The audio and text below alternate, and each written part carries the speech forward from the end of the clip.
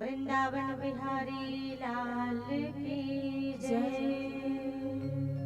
सप्ताह ज्ञान यज्ञ की जय। परम पूज्य गुरुदेव की जय। परम वंदनीय माता जी की जय। वेद माता गायत्री की जय। शंकर भगवान की जय। गणेश जी महाराज की जय। हनुमान जी महाराज की जय। ग्राम देवता की जय। स्थान देवता की जय।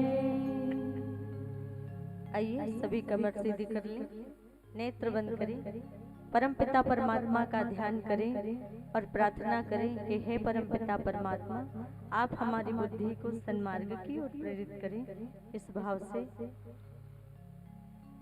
ओम भूर्भुवः स्वः तत्सवितुर्वरेण्यं भर्गो देवस्य धीमहि धियो यो नः प्रचोदयात्। ॐ नमो भगवते वासुदेवाय नमः। स्वस्ति श्री गणेशाय नमः। ॐ श्री सरस्वत्यै नमः। ॐ श्री गुरुभ्यो नमः। गुरुर्ब्रह्मा गुरुर्विष्णु गुरुर्देवो महेश्वरः गुरुर्साक्षात् परब्रह्मा तस्मै श्री गुरुवे नमः। मातृवत् लालयित्री च पितृवत् मार्गदर्शिका नमोऽस्तु गुरुसत्तायै श्रद्धा प्रज्ञायुता चया। बंसी विभूषित करा नवनीरदाभा पीताम्बराद अरुणबिम्बं फलाधरोष्ठा पूर्णेन्दुसुन्दरमुखाद् अरविन्दनेत्रा कृष्णात् परं किमपि तत्त्वहं न जाने।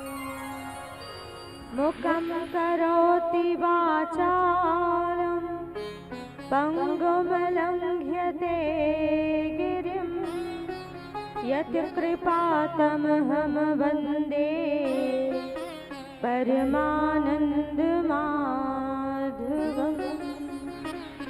ॐ पञ्चवक्त्राय विद्महे महादेवाय धीमहि तन्नो रुद्रः प्रचोदयात्। ॐ अञ्जनीसुताय विद्महे वायुपुत्राय धीमहि तन्नो हनुमत् प्रचोदयात्। व्यासाय विष्णुरूपाय व्यासरूपाय विष्णवे नमो वै ब्रह्मनिधिये वासिष्ठाय नमो नमः। अखिलेश्वर अकारण करुणा वरुणालय भक्त वांछित कल्पतरु तड़ी द्योत श्री पीताम्बरधारी भगवान श्री कृष्ण चंद्र की इस अमृतमय कथा में पधारे सभी शक्ति स्वरूपा माताओं बहनों देवतुल्य भाइयों, आप सभी को व्यासपीठ की ओर से श्रद्धा पूर्वक प्रणाम एवं नमस्कार। आइए हमारा मन निर्मल और पवित्र हो, इस भाव से ताली की सेवा के साथ भगवत नाम का संकीर्तन करें। हाथों से ताली की सेवा, आंखों से भगवान का दर्शन और होठों में उनका नाम हो, ऐसा हम प्रयास करें। हो राधा मेरी स्वामिनी, मैं राधे को दास, जन्म जन्म मोह दीजियो श्री वृंदावन को वास। राधे राधे राधे गोविंद राधे, राधे राधे राधे गोविंद राधे, राधे राधे राधे गोविंद राधे, राधे राधे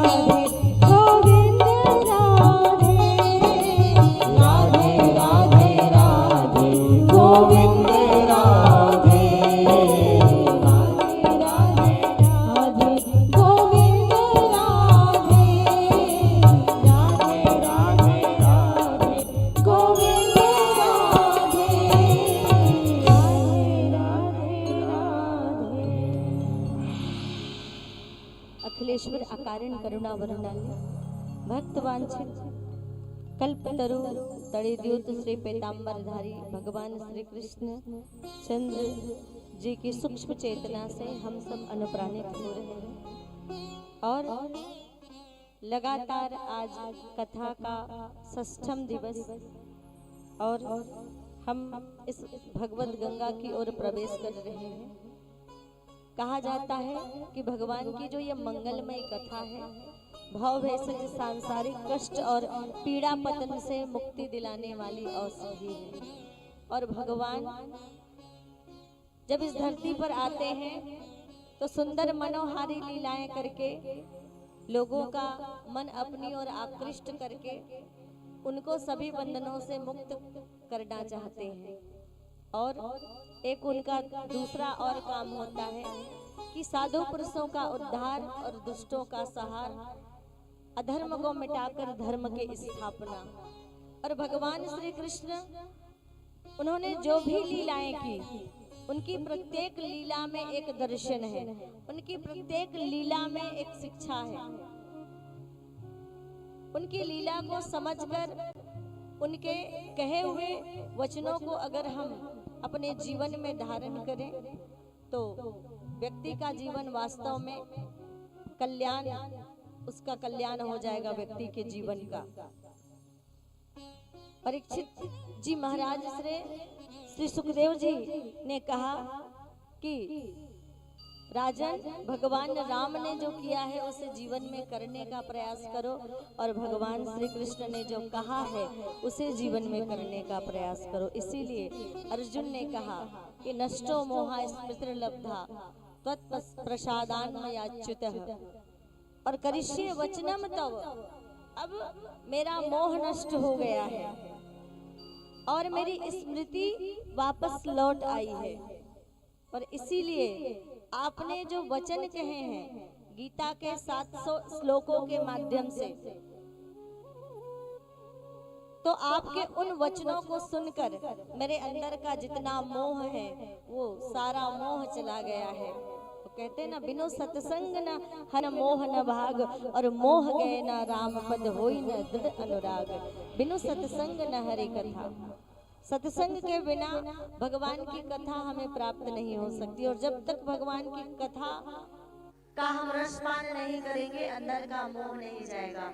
और जब तक मोह नहीं जाएगा तब तक होई न दृढ़ अनुराग। उन भगवान के चरणों के प्रति हमारे अंदर प्रीति नहीं जागेगी, प्रेम नहीं जागेगा, श्रद्धा नहीं जागेगी।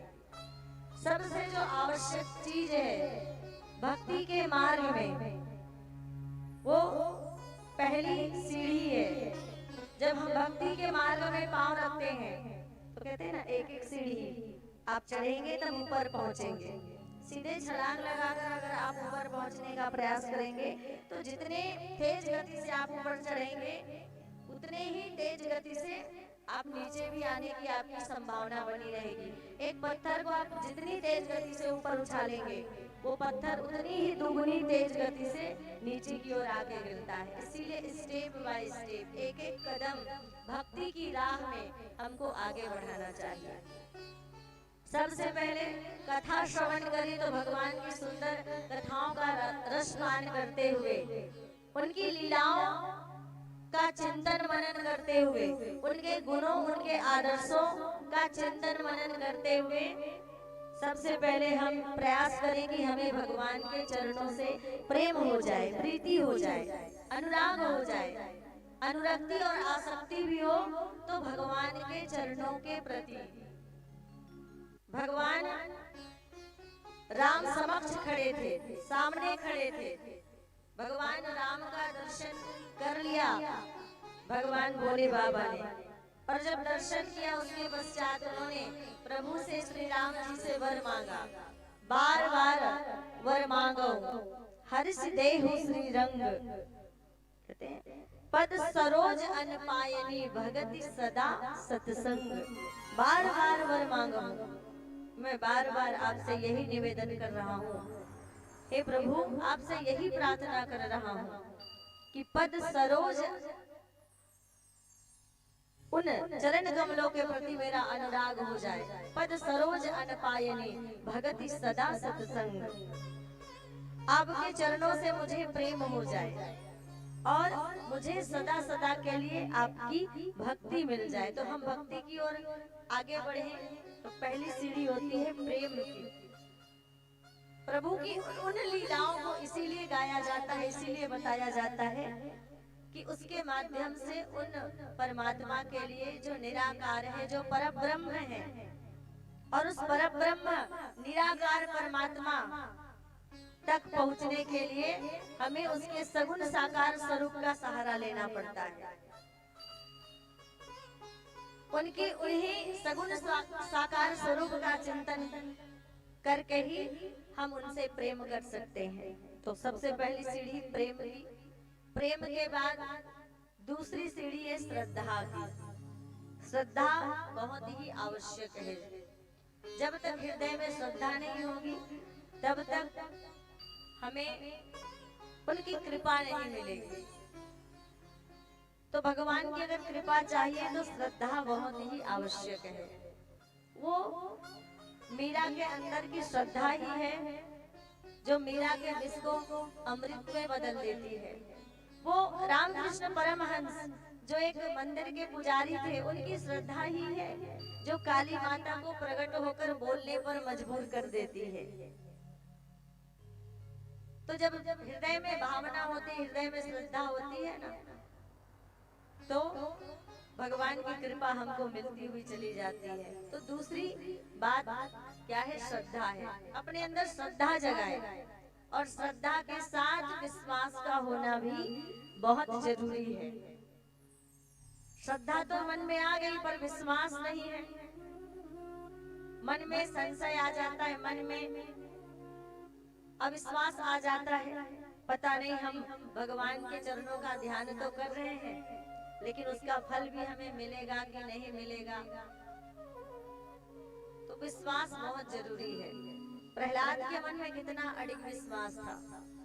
सामने पिता तलवार लेकर खड़े हैं, प्रहार करने के लिए तैयार है प्रहलाद के ऊपर, लेकिन एक पल के लिए भी उसका विश्वास नहीं डगमगाया। अपने भगवान के प्रति कहा, निश्चित मुझे अपने उन भगवान पर, मेरे उन इष्ट पर जिनका मैं ध्यान करता हूँ, जिनका मैं भजन करता हूँ और जिन पर मेरी अब तक कृपा है, आगे भी उनकी कृपा जरूर होगी। और जब व्यक्ति को भगवान के प्रेम में, भगवान के दिए हुए सुख में और दिए हुए दुख में, दोनों में, जब करुणा में भी और क्रोध में, दोनों में जब कृपा आने लगती है, तो समझ लीजिए आपके अंदर सच्ची श्रद्धा और विश्वास का भाव भगवान के चरणों के प्रति आ गया है। क्योंकि भगवान जब हमें कुछ सुख देते हैं, जीवन में खुशियां देते हैं, तब भी उनकी ही कृपा होती है। और जीवन में अगर कहीं कुछ दुख और संकट भी आ जाता है ना, तो भी उन्हीं की कृपा होती है। भगवान की कृपा कब किस रूप में आ जाए, ये कुछ कोई कहा नहीं जा सकता, कोई कह नहीं सकता, कोई बता नहीं सकता। एक बार एक भगवान के भक्त थे, भगवान कृष्ण के भक्त थे। हमेशा कुछ भी होता तो कहा करते, भगवान कृष्ण की बड़ी कृपा है। एक दिन राजा साहब की उंगली कट गई तो उनके मुंह से निकल गया, क्योंकि वो राजा के मंत्री थे, देखा उनके मुंह से बरबस निकल गया, भगवान की कृपा है। राजा साहब को गुस्सा आया, अरे मेरी उंगली कट गई और ये कैसा आदमी है, मेरा महामंत्री, मेरी उंगली कट गई, रक्त बह रहा है और ये कह रहा है भगवान की कृपा है। निकाल दिया, कहा निकल जाओ मेरे पास से,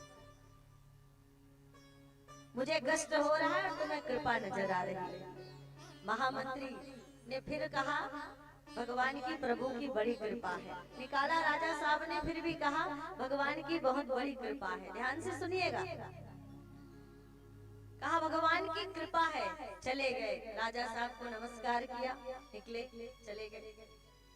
अब आगे बढ़े राजा साहब वन की ओर, तो भीलों ने पकड़ लिया, कैद कर लिया, बंदी बना लिए और ले गए राजा साहब को अपने भीलों के राजा के पास, जिनको बलि देने के लिए एक मानव की जरूरत थी।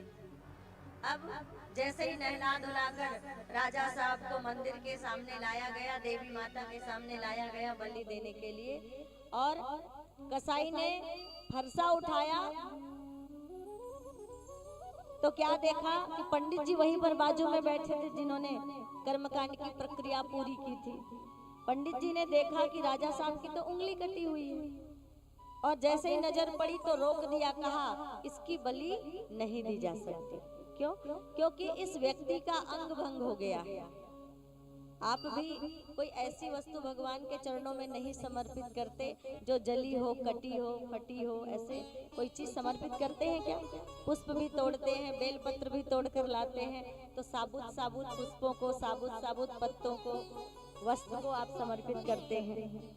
कहा अंग भंग हो गया है, इसकी उंगली कट गई है, इसकी बलि नहीं दी जा सकती।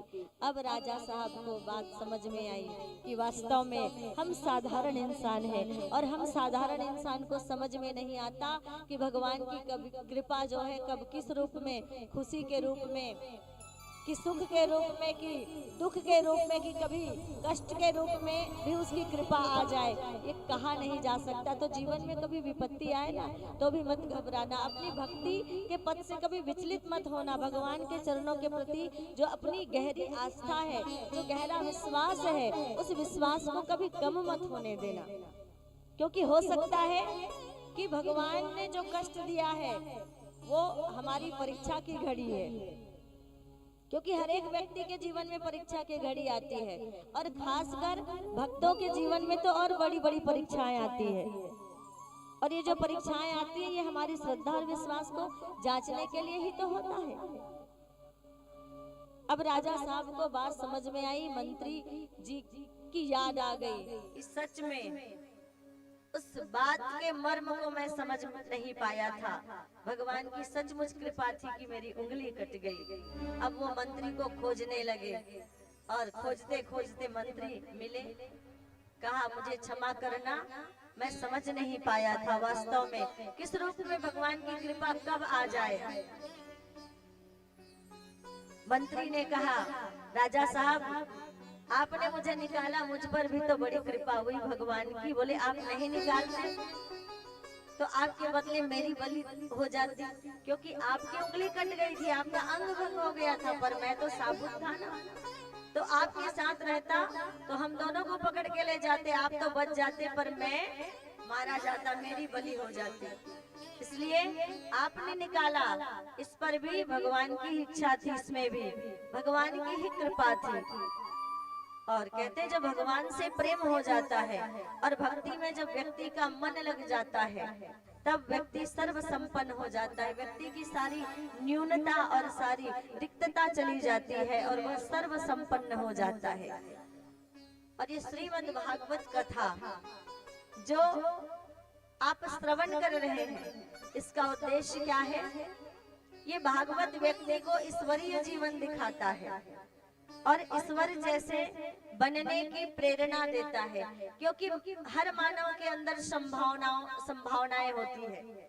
हर मानव के अंदर दिव्य बनने की, मानव से महामानव बनने की और महामानव से देव मानव बनने की संभावना बीज रूप में विद्यमान होती है। जब हम अपनी शक्तियों को पहचानते हैं और अपने मूल्य को पहचानते हैं और अपने अंदर छुपी हुई जो अपने अंदर जो छुपा हुआ खजाना है, उस खजाने के बारे में जब हमको पता चलता है ना, तब हम अपने व्यक्ति अपने जीवन का कायाकल्प करता हुआ चला जाता है। हमारे गुरुजी कहते थे बेटा, वैसे अगर शारीरिक दृष्टि से देखें तो ये शरीर की कीमत 27 पैसे से ज्यादा की नहीं है। अगर शारीरिक दृष्टि से देखें तो इसका ज्यादा कोई मोल नहीं है, क्योंकि क्षिति जल पावक गगन समीरा और पंच रचित यह अधम शरीर। 5 तत्वों से मिलकर ये जो शरीर बना है वो अधम है। अधम माने निकृष्ट, बिल्कुल निम्न है, किसी काम का नहीं है। मरने के बाद जितने पशु है ना, उन पशुओं की खालें, उन पशुओं का एक एक अंग जो है वो काम आता है। वाद्य यंत्र बनते हैं और खूरों से बटन बनाए जाते हैं चमड़े से, और कई तरह के जूते, बेल्ट, ना जाने नाना प्रकार की सामग्रियां तैयार की जाती है।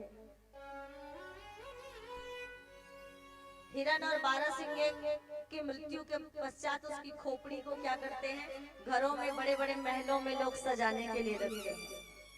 हमारे और आपके शरीर का एक छोटा सा हिस्सा किसी को मिल जाए ना, तो लोग ना जाने डर के, घबरा के क्या क्या करने लगे, कौन सी पूजा पाठ कराने लगे, बड़ा अशुभ मानेंगे। इसीलिए कहते हैं, जो जीते जी सेवा कमाते, वो मरने के बाद काम आते। जितनी सेवा आपको कमानी है, जितनी सेवा करके पुण्य आपको कमाना है, वो पुण्य आप कमा लीजिए, क्योंकि हमने आपको बताया कि पुण्य कर्मों के माध्यम से आप अपने पाप कर्मों की तीव्रता को कम कर सकते हैं। जितना आप पुण्य करेंगे, आपका पाप कर्म पिछले में जो आपने किया है वो सब घटता हुआ चला जाएगा, सब समाप्त होता हुआ चला जाएगा। पुण्य कर्मों में वो क्षमता होती है कि वो पाप कर्मों का समन कर देता है। नहीं तो वैसे तो व्यक्ति को उनका फल मिलना ही होता है। एक बहुत सुंदर बात कही किसी संत ने कि एक बार एक व्यक्ति बगीचे से गुजर रहा था और बगीचे में देखा सुंदर सुंदर आम फले हुए थे, आम का मौसम था। आम को देखा, आम पके हुए थे पेड़ में, मन में लालच आ गया। लालच आया तो बगीचे में चला गया वह व्यक्ति, और जाकर अब देखा किसने आम को? आँख ने। आँख से देखते हैं ना, पर आँख चल के जा तो सकता नहीं है। चल के कौन जाएगा? पैर। पैर से चल के गया। अब चल के गया पैर आम तोड़ सकता है क्या? पैर आम तोड़ नहीं सकता। तो आम किसने तोड़ा? देखा आंख ने, चल के गया, पैर तोड़ा हाथ ने। अब हाथ ने फल तोड़ तो लिया, पर वो क्या खाएगा? खाया किसने? मुख ने। मुख ने खाया, पर क्या मुख ने रखा अपने मुख में? उसको चखा मुख ने, पर रखा पेट ने। रखा पेट ने। अब इतने में माली आ गया बगीचे का, और माली आया, आम खाते हुए देखा, डंडा उठाया और दे मारा पीठ को। बेचारे पीठ का लेना ना देना। पीठ का भला कोई अपराध था? आंख ने देखा, चल के गया, पैर तोड़ा हाथ ने, खाया मुख ने, चखा मुख ने, रखा पेट ने, और मार पड़ी पीठ को। तो संत ने कहा, अब आगे हुआ क्या? जब मार पड़ी पीठ को तो आंसू कहां से निकले? आंख से। और आंखी ने देखा था, तो घूम फिर के सजा भी किसको मिली? आंख को ही मिली। तो जिसका कर्म होता है, फल भी उसी को ही भोगना पड़ता है। लेकिन कर्म की तीव्रता को कम किया जा सकता है, कम किया जा सकता है कर्म की तीव्रता को। पाप कर्मों की तीव्रता को घटाया जा सकता है अगर आप श्रेष्ठ कर्म करें। और ये कथा श्रवण आप कर रहे हैं, क्या है? सत्कर्म सूचको नूनम ज्ञान यज्ञ स्मृतौ बुधये। इस ज्ञान गंगा का जो आप रस पान कर रहे हैं, इसको सबसे बड़ा सत्कर्म कहा गया है। और इन्हीं सत्कर्मों के द्वारा हमारे पापों की तीव्रता कम होगी। और बहुत सारे छोटे छोटे सत्कर्म हैं। तो ये हमारा जो शरीर है, वो गुरुजी कहते हैं 27 पैसे का शरीर है। ये इतना अधम है, तुलसीदास जी महाराज ने कहा कि अधम शरीरा, ये इतना निकृष्ट है कि ये किसी काम का नहीं है। और एक बार इस शरीर से अगर प्राण विदा हो जाए, तो ये शरीर किसी का भला कर पाएगा क्या? कुछ नहीं कर पाएगा। अगर शरीर से एक बार प्राण निकल गया, मरने के बाद पशुओं की हर चीज काम आती है, पर कोई ऐसा नहीं। भैया धन्ना सेठ थे, बढ़िया साबुन से नहाते थे, अच्छा अच्छा खाते थे, तो मरने के बाद उनकी खालें काम आई, उनका शरीर काम आया, उनकी हड्डियां काम आई। मरने के बाद तो 3 गति शरीर की। गोकर्ण जी महाराज ने बताया, जला दोगे तो राख हो जाएगा, दफना दोगे तो सड़ गल जाएंगे और बहा दोगे तो चीलकों में खा लेंगे। अंत में ये शरीर को नष्ट होना ही है। मरने के बाद ये शरीर कभी किसी का भला नहीं कर सकते। जितनी भलाई, जितनी सेवा करनी है, जितना पुण्य कमाना है, आप जीते जी ही कमा सकते हैं। इसीलिए कहा, जो जीते जी सेवा कमाते, वो मरने के बाद काम आते। तेरे ये जिस्म मर कर किसी का काम आने के काबिल नहीं है। तेरे ये जिस्म मर कर किसी का काम आने के काबिल नहीं है। और इतना सुंदर ये सुरदुर्लभ मानव जीवन मिला है। जन्म हीरा तुझे जो मिला है, वो गंवाने के काबिल नहीं। और एक एक सांस हमारी कितनी कीमती है। तेरा हर सांस अनमोल मोती, जो लुटाने के काबिल नहीं। तो शारीरिक दृष्टि से ये शरीर का कोई मोल नहीं, लेकिन आध्यात्मिक दृष्टि से अगर देखें तो असीमित शक्तियां हैं हम सब के अंदर। अगर हम अपनी उन शक्तियों को पहचान लें तो हमारे जीवन का भी कायाकल्प हो सकता है। हनुमान जी को बताना पड़ा था उनकी शक्तियां कितनी हैं। किसने बताया था? जामवंत ने बताया था। हनुमान जी बिल्कुल साधारण बनकर खड़े थे। उन्हें अपनी शक्तियों का पता नहीं था कि उनके अंदर कितनी शक्तियां हैं, लेकिन जामवंत ने उसे बोध कराया, उसे ज्ञात कराया। हम मानव हैं और हमारे अंदर संभावनाएं क्या है? हमारे अंदर संभावनाएं महामानव बनने की है, हमारे अंदर संभावनाएं देव मानव बनने की है। और हम सब क्या है? हम सब उस परमात्मा के उत्तराधिकारी होते हैं। उत्तराधिकारी का तात्पर्य क्या होता है? घर का बाप का उत्तराधिकारी कौन होता है? बेटा। और उत्तराधिकारी किसको कहा जाता है? कि बाप के बाद बाप की गद्दी में बैठने का अधिकारी, बाप की संपत्ति का अधिकारी, उसको ही तो उत्तराधिकारी कहा जाता है। तो हम सब किसकी संतान है? हम सब भी तो उसी परमपिता परमात्मा की संतान है। और उस परमपिता परमात्मा की संतान अगर है तो हम कौन है? हम उसके उत्तराधिकारी हैं। हमारे अंदर वो सारी संभावनाएं हैं।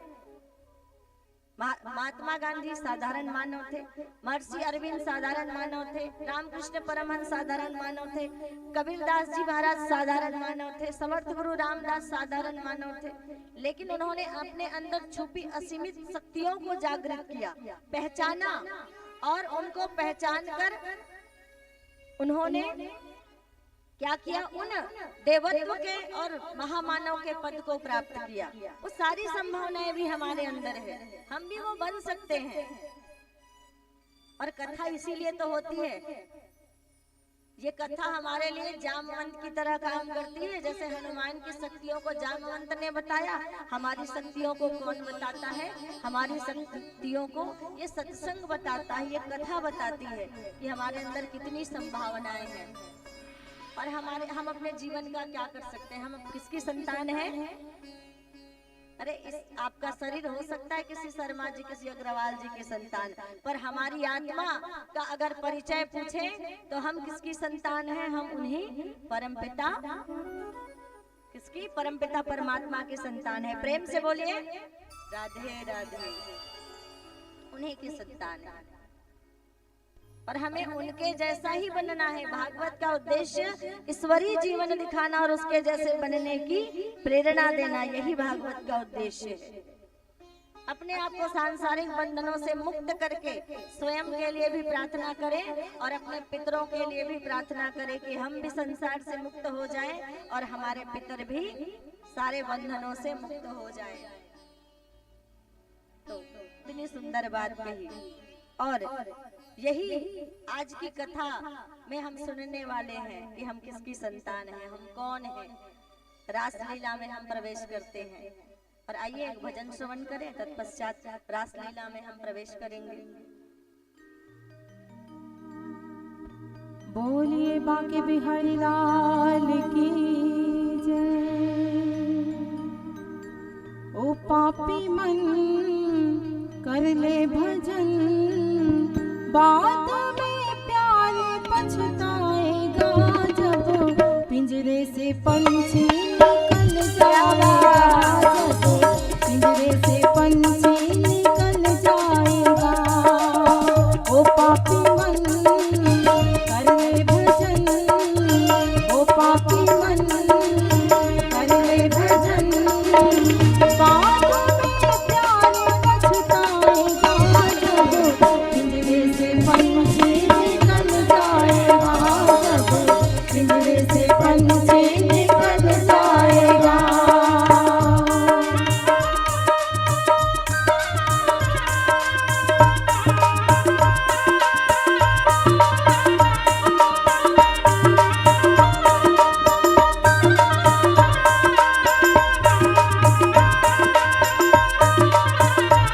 दोनों हाथ उठा के जय हो।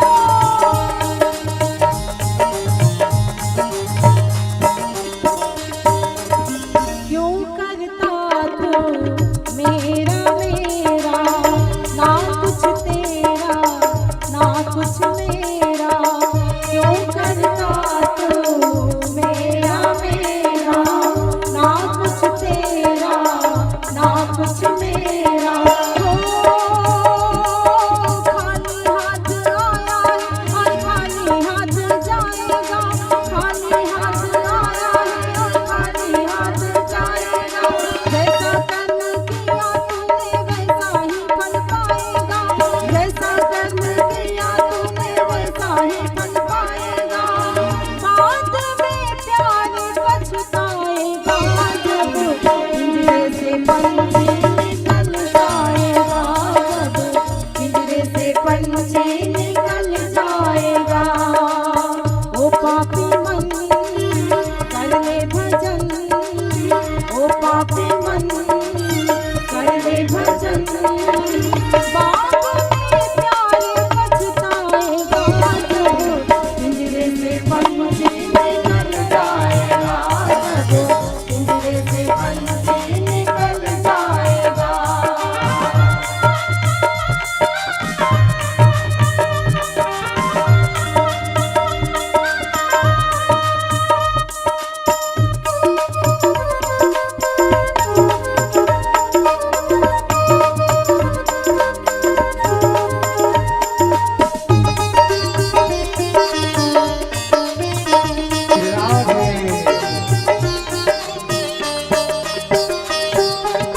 पूरी जवानी जी भर सोया, पूरी जवानी जी भर सोया। आया बुढ़ापा तो देख के रोया, आया बुढ़ापा तो देख के रोया। हो प्रभु की नजर से तो बच नहीं पाएगा, प्रभु की नजर से तो बच नहीं पाएगा। आएगा बुढ़ापा तो थर थर कांपेगा, आएगा बुढ़ापा तो थर थर कांपेगा। बाद में प्यार पछताएगा, जब पिंजरे से पंछी निकल जाएगा, जब पिंजरे से पंछी निकल जाएगा। ओ पापी मन कर ले भजन, ओ पापी मन कर ले भजन, बाद में प्यार पछताएगा, जब पिंजरे से पंछी निकल जाएगा, जब पिंजरे से पंछी निकल जाएगा, जब पिंजरे से पंछी निकल जाएगा, जब पिंजरे से पंछी निकल जाएगा, जब पिंजरे से पंछी निकल जाएगा, जब पिंजरे से पंछी निकल जाएगा।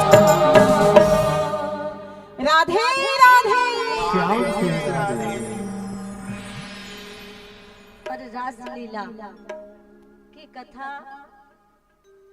आचार्य श्री सुखदेव जी महाराज राजा परीक्षित को श्रवण कराते हैं और कहते हैं कि रासलीला में प्रवेश कौन कर सकता है परीक्षित। रास पंचा अध्यायी, 5 अध्यायों में रासलीला का वर्णन है। और ये रासलीला की जैसे ही बात आती है ना, तो हम क्या सोचते हैं, ये नाचने और गाने की लीला है। पर ये नाचने और गाने की लीला नहीं है, ये तो आत्मा और परमात्मा के मिलन की लीला है। आत्मा का मिलन परमात्मा से होता है और ये कितना सुखद समय होता होगा जब एक आत्मा का मिलन परमात्मा से होता होगा, क्योंकि हर आत्मा, हर जीव का उद्देश्य है परमात्मा की प्राप्ति, कृष्ण प्राप्ति कर्म। कृष्ण की प्राप्ति ही एक जीव का उद्देश्य है, एक जीव का अंतिम लक्ष्य है। और जब ऐसा किसी के जीवन में अवसर आता होगा कि परमात्मा से वो मिलते होंगे वो जीव, तो वो समय कैसा होता होगा इसकी कल्पना भी नहीं की जा सकती। लेकिन हर कोई रास में प्रवेश नहीं कर सकता। रास का अधिकारी कौन, तो कुछ बातें कही और उन कुछ बातों को हम आपको बताने का प्रयास करेंगे। सबसे पहली बात क्या कही, इस रास को आप अच्छे से समझिएगा। कहते हैं भक्तों की वाणी और भक्तों का मुख पवित्र होना चाहिए। भक्तों की वाणी पवित्र होनी चाहिए। वाणी पवित्र रखने के लिए क्या करें? वाणी पवित्र तभी होती है जब हम अपनी जिह्वा से, अपनी वाणी से भगवान के नामों को गाते हैं। कहते हैं जिस व्यक्ति के सिर पर अतिशय पाप होता है, उनके मुख से आसानी से भगवान का नाम नहीं निकलता है। एक बार प्रेम से बोलिए राधे राधे। कई लोग केवल हाथ ही उठा देते हैं, बोलना चाहते हैं पर संकोचवश, ना जाने और कई सारी चीजें जिनके कारण से मुख से भगवान का नाम नहीं निकल पाता है। अगर मुख से भगवान का नाम नहीं निकल पा रहा है तो जांचिए अपने आप को, क्यों नहीं निकल पा रहा है। चिंतन कीजिए, विचारिए, सोचिए।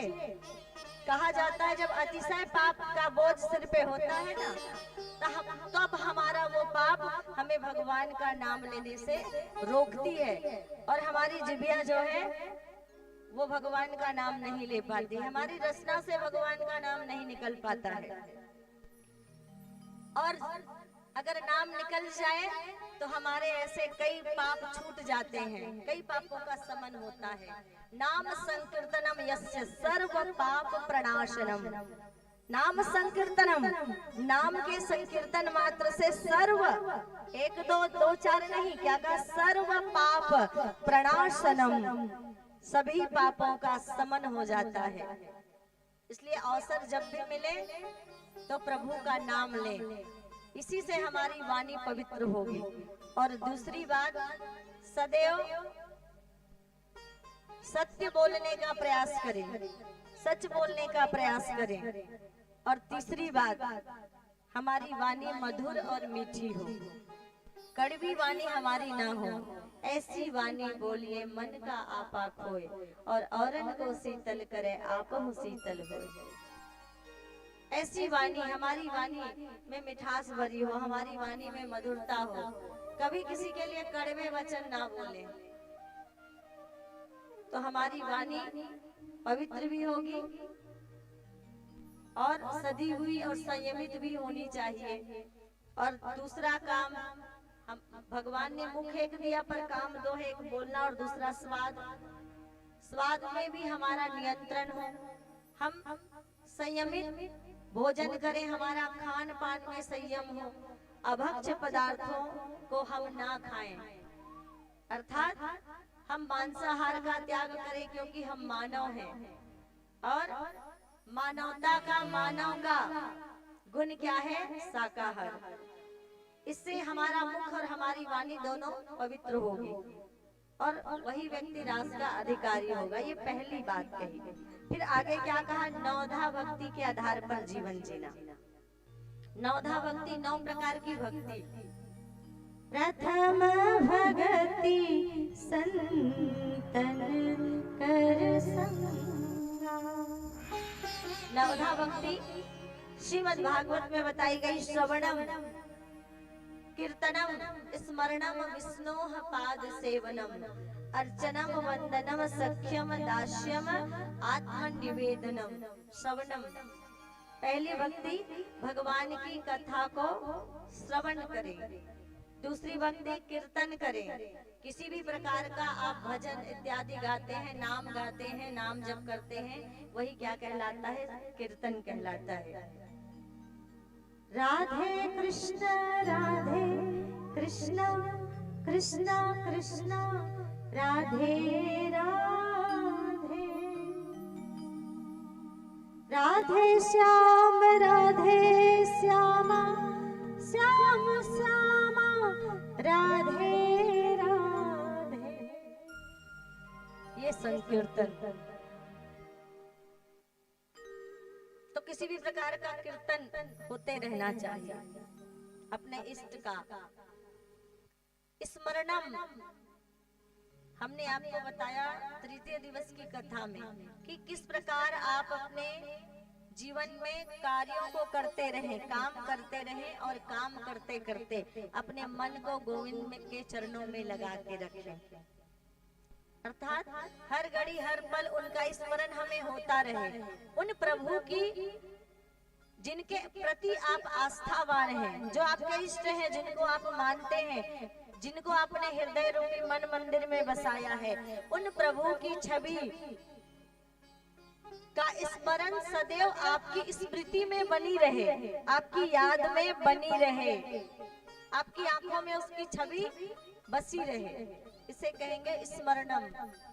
पाद सेवनम, उनका ध्यान करते हुए उनके चरणों की सेवा, चरणों का भी ध्यान।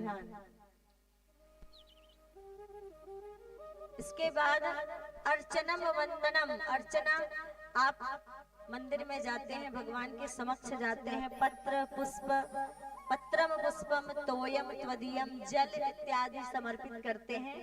इसको कहते हैं अर्चना। वंदना, मंत्रों के द्वारा जो श्लोक गाया जाता है उनको वंदना कही जाती है। उन मंत्रों के द्वारा हम भगवान के गुणों को गाते हैं, उनकी स्तुति करते हैं, ये वंदना। सख्यम, इसके बाद सखा भाव। द्रौपदी के अंदर भगवान के लिए सखा भाव था। द्रौपदी भगवान को सखा मानती थी। और भगवान के और एक परम मित्र जिनकी कथा आप कल श्रवण करेंगे, कौन? सुदामा जी महाराज। इनके अंदर भी सख्य भाव था। ये भगवान को अपना सखा मानते थे। भगवान की भक्ति की, पर भगवान को मित्र मानकर उनकी भक्ति की। ये सातवीं भक्ति। उसके बाद दास्यम, भगवान आप मेरे स्वामी और मैं आपका सेवक, मैं आपका दास, आपके दासों का दास, आपका सेवक मैं, और आप मेरे स्वामी। दास्य भक्ति। और इसके बाद आत्मनिवेदनम।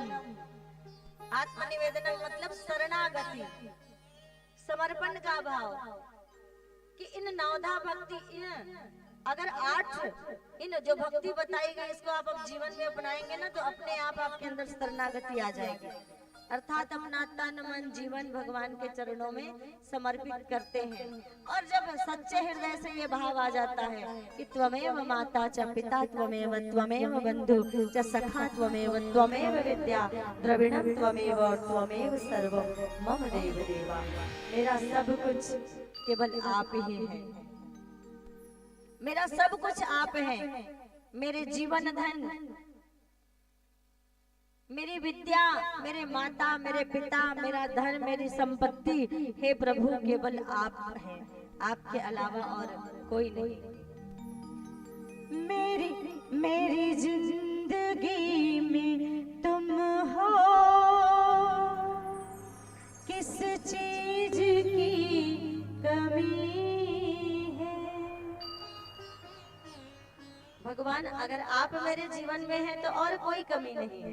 ये शरणागति का भाव। मेरी जिंदगी में तुम हो, किस चीज की कमी है। कान्हा तेरी दया से मेरे आँख में नमी है। होता रहे हमेशा जो कुछ भी हो रहा है। कौन सा भाव? मेरा आपकी कृपा से सब काम हो रहा है। ये शरणागति का भाव जब आ जाता है तो मन में वही विचार, जो भी कुछ हो रहा है मेरे जीवन में प्रभु वो आपकी कृपा है। तो नवधा भक्ति के आधार पर इसे जीवन जीना कहते हैं, जब आप ऐसे जीवन जीते हैं। और ये कोई कठिन नहीं है। इन नवो भक्ति को आप अपने जीवन में धारण कर सकते हैं। कथा तो आप श्रवण कर रहे हैं, कीर्तन भी कर रहे हैं, याद भी कर रहे हैं, और कुछ भक्ति तो निरंतर हमारे साथ चलती है। फिर कहते हैं गुरु श्रेष्ठ बनाए, सच्चे सदगुरु का वर्ण करें हम, क्योंकि सच्चे सदगुरु का वर्ण करने से ही व्यक्ति का, उसके जीवन का कल्याण होता है। और सच्चे सदगुरु ही हमें परमात्मा के चरणों तक पहुंचने का मार्ग बताते हैं, इसलिए गुरु श्रेष्ठ बनाए। फिर कहते हैं कि देही की सुधि विसार दे, देही की सुधि विसार दे अर्थात हम भूल जाएं कि हम शरीर हैं। हमारा शरीर तो केवल एक माध्यम है, और उन शरीर को पाकर हम क्या करते हैं, हम धर्म का आचरण करके अपने जीवन का कल्याण करते हैं, अपने उद्देश्यों को पूरा करते हैं, और अपने प्रयोजनों को, अपने उद्देश्यों को पूरा करने के लिए ही हमें ये शरीर, ये साधन मिला है। ये केवल एक साधन मात्र है। व्यक्ति जब सत्संग के सानिध्य में आता है और सत्संग रूपी सरोवर के तट पर बैठता है, तो व्यक्ति का ज्ञान जागृत होता है, और ज्ञान से ही व्यक्ति के प्रयोजन पूरे, ज्ञान ही कर्म बनता है, हमारा ज्ञान ही कर्म बनता है, और कर्म से ही व्यक्ति के प्रयोजन पूरे होते हैं। और जो सत्संग करने वाला व्यक्ति, उसकी प्रज्ञा जागती है, और प्रज्ञावान व्यक्ति सत्कर्मों में जुटता है, और सत्कर्म करते हुए व्यक्ति अपने भाग्य का निर्माता स्वयं बन जाता है। स्वयं हम अपने भाग्य का निर्माता बन जाते हैं। तो कह रहे हैं देही की सुधि विसार दे, हम शरीर मात्र नहीं है, शरीर के अलावा हमारा एक अस्तित्व है, और वो हमारा अस्तित्व कभी नहीं मिटता। शरीर तो मिट जाएगा, सबका शरीर मिट जाएगा, लेकिन हमारा एक और अस्तित्व है। उस अस्तित्व का नाम है प्राण, उस अस्तित्व का नाम है चेतना, उस अस्तित्व का नाम है आत्मा, जो कभी नहीं मरती, जो कभी नहीं मिटती, जो अजर है, जो अमर है, जो सदैव हर कालों में रहती है। और वही हमारा असली परिचय है। तो हम अपने आप को शरीर ना माने, हम अपने आप को क्या माने, हम अपने आप को आत्मा माने। हम क्या है, हम चिन्मयी आत्मा है। ये शरीर भले नष्ट हो जाएगा, नवानि गृह्णानि नरोपराणि, गीता में कहा कि एक शरीर नष्ट हो गया कोई बात नहीं। जैसे कपड़ा मैला हो जाता है तो उस मैले कपड़े को हम उतार देते हैं, जीर्ण शीर्ण हो जाता है, फट जाता है, पुराने हो जाता है तो उसको उतार देते हैं। उसी प्रकार जब शरीर हमारा जीर्ण शीर्ण हो जाता है, बीमारी से ग्रसित हो जाता है, या हमारी आयु पूरी हो जाती है, बुढ़ापा हो जाता है, और शरीर जब चलने योग्य नहीं होता, तो उस वह आत्मा शरीर का त्याग करके दूसरे शरीर में जाकर प्रवेश कर लेती है। तो आत्मा तो कभी नहीं मरती। तो कह रहे हैं कि देही की सुधि विसार दे। थोड़ा सा कठिन विषय है समझना। अरे हम तो शरीर को ही सब कुछ मानते हैं, और शरीर को ही सब कुछ मानकर सारा उपाय किसके लिए करते हैं? सारा उपाय केवल शरीर के लिए करते हैं। बढ़िया कपड़ा किसके लिए? शरीर को सुंदर सजाने के लिए। अच्छे अच्छे श्रृंगार किसके लिए? शरीर की सुंदरता को बढ़ाने के लिए। बढ़िया बढ़िया साबुन किसके लिए? शरीर की गंदगी और शरीर के मैल को धोने के लिए। अब देखिए, शरीर के मैल और गंदगी को धोने के लिए तो एक से बढ़कर एक साबुन है, महंगे से महंगे डिटर्जेंट है, पर मन के मैल को धोने का कोई साबुन है दुनिया में? कोई ऐसी फैक्ट्री है जहाँ ऐसा साबुन बनता हो जिसको आप मन में घिसे तो आपके मन का मैल सारा धुल जाए, सारा काम, क्रोध, लोभ, मोह, अहंकार सब मिट जाए, ईर्ष्या, द्वेष, छल, कपट, पाप सब मिट जाए? ऐसा कोई साबुन है? ऐसा साबुन भगवान के, प्रभु के नाम को, प्रभु के मंत्र को आप साबुन बना लो। और एक बार एक व्यक्ति सरोवर में स्नान कर रहे थे, कबीर साहब जी ने देखा, सोचने लगे अरे जाके टोकूंगा तो हो सकता है गुस्सा हो जाए, कहे भैया मेरा साबुन है, मैं नहा रहा हूँ, तुम्हें क्या तकलीफ है? तो कबीर साहब जी महाराज दूर से ही उनको रगड़ रगड़ के स्नान करते देखा तो गाने लगे, क्या तन मांझता है रे एक दिन माटी में मिल जाना। कितना प्यारा सा गीत है। एक दिन माटी में मिल जाना, एक दिन माटी में मिल जाना, क्या तन मांझता है रे एक दिन माटी में मिल जाना। उस शरीर को इतना क्यों चमका रहा है, इतना क्यों मांझ रहा है? इसको तो एक दिन माटी में मिलना है। और इसका मतलब ये नहीं कि शरीर की सफाई नहीं करनी है, करनी है, पर हमने सब कुछ शरीर को ही माना और शरीर की सुंदरता, शरीर की सफाई, उसी पर केवल ध्यान दिया। और इसके ऊपर जो बुद्धि है, बुद्धि के ऊपर जो मन है और मन के ऊपर जो आत्मा है, उस और हमने कभी ध्यान नहीं दिया। तो संत कहते हैं कि दुनिया में एक ऐसा साबुन है जिससे आपके विचार शुद्ध हो जाएंगे, वो है भगवत नाम का संकीर्तन, वो है भगवान का नाम। ओम नमो भगवते वासुदेवाय का मंत्र बोलिए, आपके मन की पवित्रता आएगी। कैसे? कितनी सुंदर बात कही, गाए जा भगवान के गुण गाए जा। घर में रोज झाड़ू लगाते हैं, बहनें लगाती है ना, बुहारी रोज आप लगाती हैं, क्यों? एक दिन भी आप झाड़ू नहीं लगाती तो घर में धूल भर जाते हैं। वैसे ही तो हमारा मन है, एक दिन अगर झाड़ू नहीं लगाया, मन में बुहारी नहीं लगाई तो मन भी मैला हो जाता है। उम्र भर गालिब भूल यही करता रहा, धूल चेहरे पर थी और आईना साफ करता रहा। धूल चेहरे पर थी और आईना साफ करता रहा। मन मैल में है और शरीर धोते रहे, शरीर मांझते रहे। गाए जा भगवान के गुण गाए जा।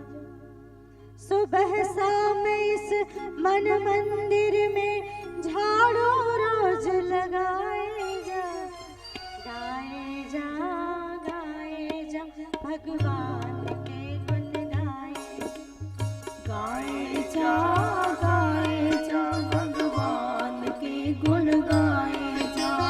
सुबह शाम इस मन मंदिर में, सुबह शाम इस मन मंदिर में झाड़ू रोज लगाए जा। गाए जा भगवान के गुण गाए जा। गाए जा भगवान के गुण गाए जा। भगवान के गुण गाए जा।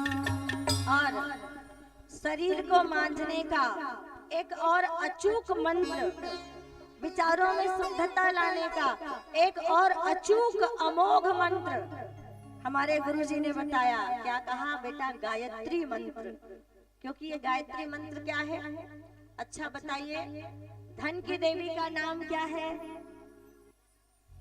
जोर से बोलिए ना। हाँ, लक्ष्मी। शक्ति की देवी का नाम क्या है? दुर्गा। ज्ञान और कला की देवी का नाम क्या है? सरस्वती। तो सद्बुद्धि की देवी का नाम क्या है? हाँ, आपको मालूम है, माँ गायत्री।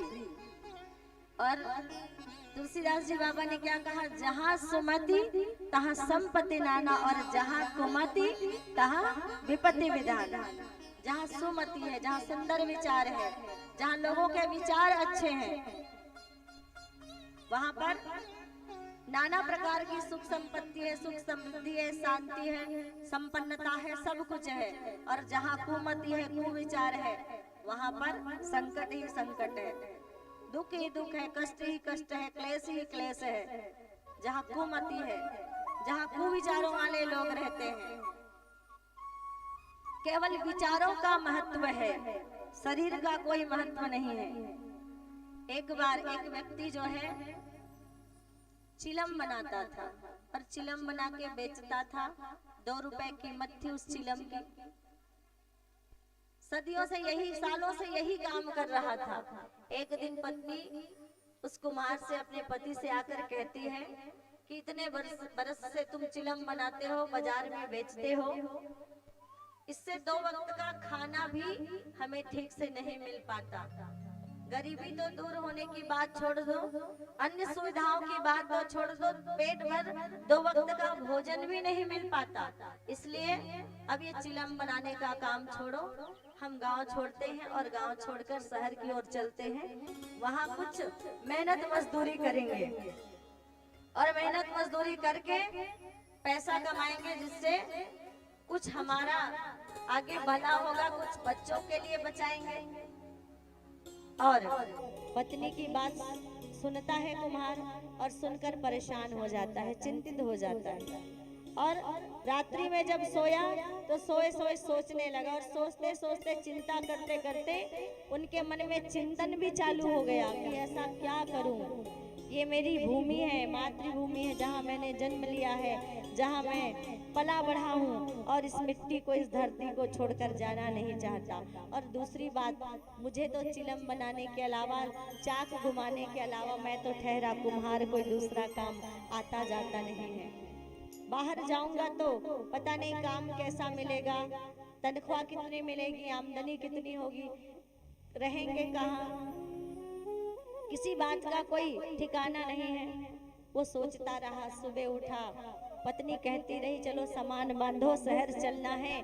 पर पति फिर से अपना कांवर उठाया और मिट्टी खोद लाया, मिट्टी गीली की, और मिट्टी गीली करके उस मिट्टी को फिर अपने पैरों से रौंदा, मिट्टी को साना, और मिट्टी को सानने के बाद फिर चाक में मिट्टी चढ़ाई, और आज उन्होंने चिलम नहीं बनाया। वही चाक था, वही मिट्टी थी, वही कुम्हार था। आज कुम्हार ने चिलम नहीं बनाया, आज कुम्हार ने घड़ा बनाया, और घड़ा बनाकर उस घड़े को पकाकर वो बाजार लेकर गया। चिलम कितने में बेचता था? 2 रुपए में। आज घड़े की कीमत उन्होंने 50 रुपया रखी। गाड़ी में भर के वो घड़ा लेकर गया, एक ही दिन में 1000 रुपए की कमाई हो गई। और वापस पत्नी के हाथों में 1000 रुपया रखते हुए कहा कि देखो अब हमें घर नहीं छोड़ना पड़ेगा, देखो 1000 रुपए मैंने कमा लाए आज एक ही दिन में। बोले ऐसा कौन सा चमत्कार कर दिया, रोज तो अनाज लेने के लिए पैसे पूरे नहीं पड़ते थे, आज 1000 रुपया। कहीं से चोरी वोरी तो नहीं कराए घर छोड़ने के नाम से, डर से? बोले नहीं नहीं, आज मैंने चिलम नहीं, आज मैंने घड़ा बनाया, और घड़े को मैंने 50-50 रुपए में बेचा, 1000 रुपए की मेरी कमाई हो गई एक ही दिन में। कुम्हार ने, देखो कुम्हार भी वही था, वही मिट्टी थी, वही चाक था, सब कुछ वही था। कुम्हार ने चिंतन किया, और चिंतन करके, सब कुछ वही था, केवल चिंतन किया, और चिंतन करके चिलम के बदले घड़ा बनाया। अर्थात केवल अपने विचारों को बदला, और अपने विचारों को बदलकर उन्होंने क्या किया, देखो धन कमा लिया, धरती माता प्रकट हो गई और धरती माता प्रकट होकर आशीर्वाद देती है। कुम्हार कहता है धरती माता अब तक भी तो मैं काम कर रहा था, अब तक भी तो मैं मिट्टी ला रहा था, लेकिन आपकी कृपा कभी नहीं हुई थी, आज आपका दर्शन हो गया। बताइए भला क्यों आज आपका दर्शन मुझे प्राप्त हो रहा है। धरती माता कहती है बेटा जब तू चिलम बनाता था ना और उस चिलम को बाजार में बेचता था और उस चिलम में लोग गांजे को भरकर उसमें आग लगाते थे और उसको फूंकते थे, तब उसको फूंकने वाले का कलेजा भी जलता था और वो चिलम जब गर्म हो जाता था तो मेरा भी कलेजा जलता था, मेरा भी कलेजा जलता था, पीने वाले का भी कलेजा जलता था। लेकिन जब आप आज तूने घड़ा बनाया और घड़े में जब जल भरा तो जल की शीतलता से पीने वाले का मन भी शीतल और शांत हो गया और पीने वाले का मन जब शीतल और शांत हुआ तो मुझे भी बड़ी शांति और सुकून का अनुभव हुआ और इसीलिए मैंने तुम्हें दर्शन दिया। तो ये केवल विचारों का महत्व है, शरीर का महत्व है, शरीर का महत्व नहीं है, केवल मन का महत्व है। और उस आत्मा की शुद्धि के लिए, उस मन को निर्मल और पवित्र बनाने के लिए नास्ति गंगा समम तीर्थम न देवः कैश्वात् परः गायत्रस्तु परम सत्यम न भूतम न भविष्यतम। गंगा से बढ़कर कोई दूसरा तीर्थ नहीं कहा जाता, न देवः कैश्वात् परः, उसी प्रकार भगवान कृष्ण से बड़े कोई दूसरे देव नहीं। और गायत्रस्तु परम सत्यम ना भूतम ना भविष्यतम, गायत्री के समान जपने योग्य मंत्र ना भूत में हुआ है ना भविष्य में होगा। ये अमोघ मंत्र है। इस मंत्र को जपने से व्यक्ति का मन निर्मल और पवित्र होता हुआ चला जाता है। व्यक्ति के अंदर के सारे दुर्गुण, सारे दोष, सारे कसाय कलमश धुलने और मिटने लगते हैं। और जब कसाय कलमश हमारे दूर हो जाए, मिट जाए, तो मन ऑटोमेटिक पवित्र होता हुआ चला जाएगा। और अगर मन पवित्र हो गया तो, अगर मन पवित्र हो गया तो जो भगवान कण कण में है, उन कण कण में बसे हुए परमात्मा का दर्शन भी हमें होने लगेगा। संत नामदेव ने कुत्ते में भगवान को देखा, हर जीव में भगवान को देखते थे संत नामदेव। ऐसे संत थे। संत एकनाथ ने गधे के रूप में भगवान भोले बाबा महादेव को पा लिया। हर जीव के अंदर जो प्राणी है ना, हर आत्मा के अंदर जो परमात्मा तत्व है, उस परमात्मा तत्व का दर्शन तभी कर पाएंगे जब हम अपने आप को निर्मल और पवित्र बनाएंगे। इसीलिए सबसे पहले आत्मा का विकास, पहले सबसे पहले आत्मचिंतन करें, स्वयं के विषय में सोचें। आत्मचिंतन के बाद आत्म सुधार, आत्म सुधार, अपना सुधार सब संसार की सबसे बड़ी सेवा। क्या कहा गया? अगर आप दूसरे की सेवा नहीं कर सकते, अपनी सेवा तो कर सकते हैं ना। अपनी सेवा कर सकते हैं, चलो दूसरे की नहीं कर पाए, अपनी तो करनी चाहिए। तो अपना सुधार संसार की सबसे बड़ी सेवा। अपने विषय में सोचे और आप दूसरे को सुधारने जाएंगे तो क्या होगा? एक बार करके देखना। दूसरे को सुधारने का प्रयास करेंगे, आपको डंडे पड़ जाएंगे, गालियां पड़ जाएंगी। बड़ा आया सुधारने, बड़ी आई सुधारने। पहले खुद के विषय में सोचो, क्या क्या करते हो, खुद की गलतियां ठीक करो, उसके बाद हमें सुधारना। इसलिए पंडित श्री राम शर्मा जी ने ये नारा नहीं दिया कि पड़ोसी सुधरेगा तो युग सुधरेगा। क्या कहा? कौन सा नारा दिया? हम बदलेंगे युग बदलेगा, आज लगाओ नारा। कितनी सुंदर बात कही। हम क्या सोचते हैं? पति को सुधार लें, पति सोचता है पत्नी को सुधारे, फिर दोनों मिलके सोचते हैं बच्चों को सुधारे, फिर सब मिलके सोचते हैं पड़ोसी को सुधारे, फिर पड़ोसी सोचता है गांव और दुनिया को सुधारे। तो ऐसा नहीं होगा। शुरुआत ऊपर से नहीं होगी, शुरुआत नीचे से होगी। हम बदलेंगे तो युग बदलेगा।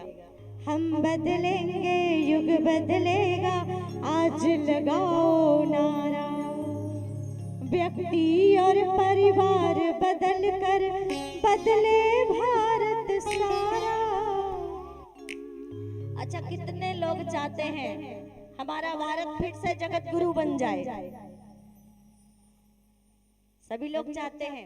कितने लोग चाहते हैं कि पूरी दुनिया में जो भ्रष्टाचार है वो मिट जाए, जो पापाचार है वो मिट जाए, जो अनाचार है वो मिट जाए? सभी लोग चाहते हैं ना। तो शुरुआत कहाँ से होगी? स्वयं से। स्वयं से आओ लड़े स्वयं से। दूसरों से नहीं लड़ना है, पड़ोसी से नहीं लड़ना है। पड़ोसी से लड़ोगे ना डंडे खा जाओगे, याद रखना।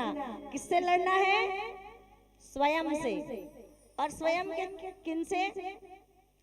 आओ लड़े स्वयं से, कलशों से कलमशों से, भोगों से वासना से, रोगों से राक्षसों से।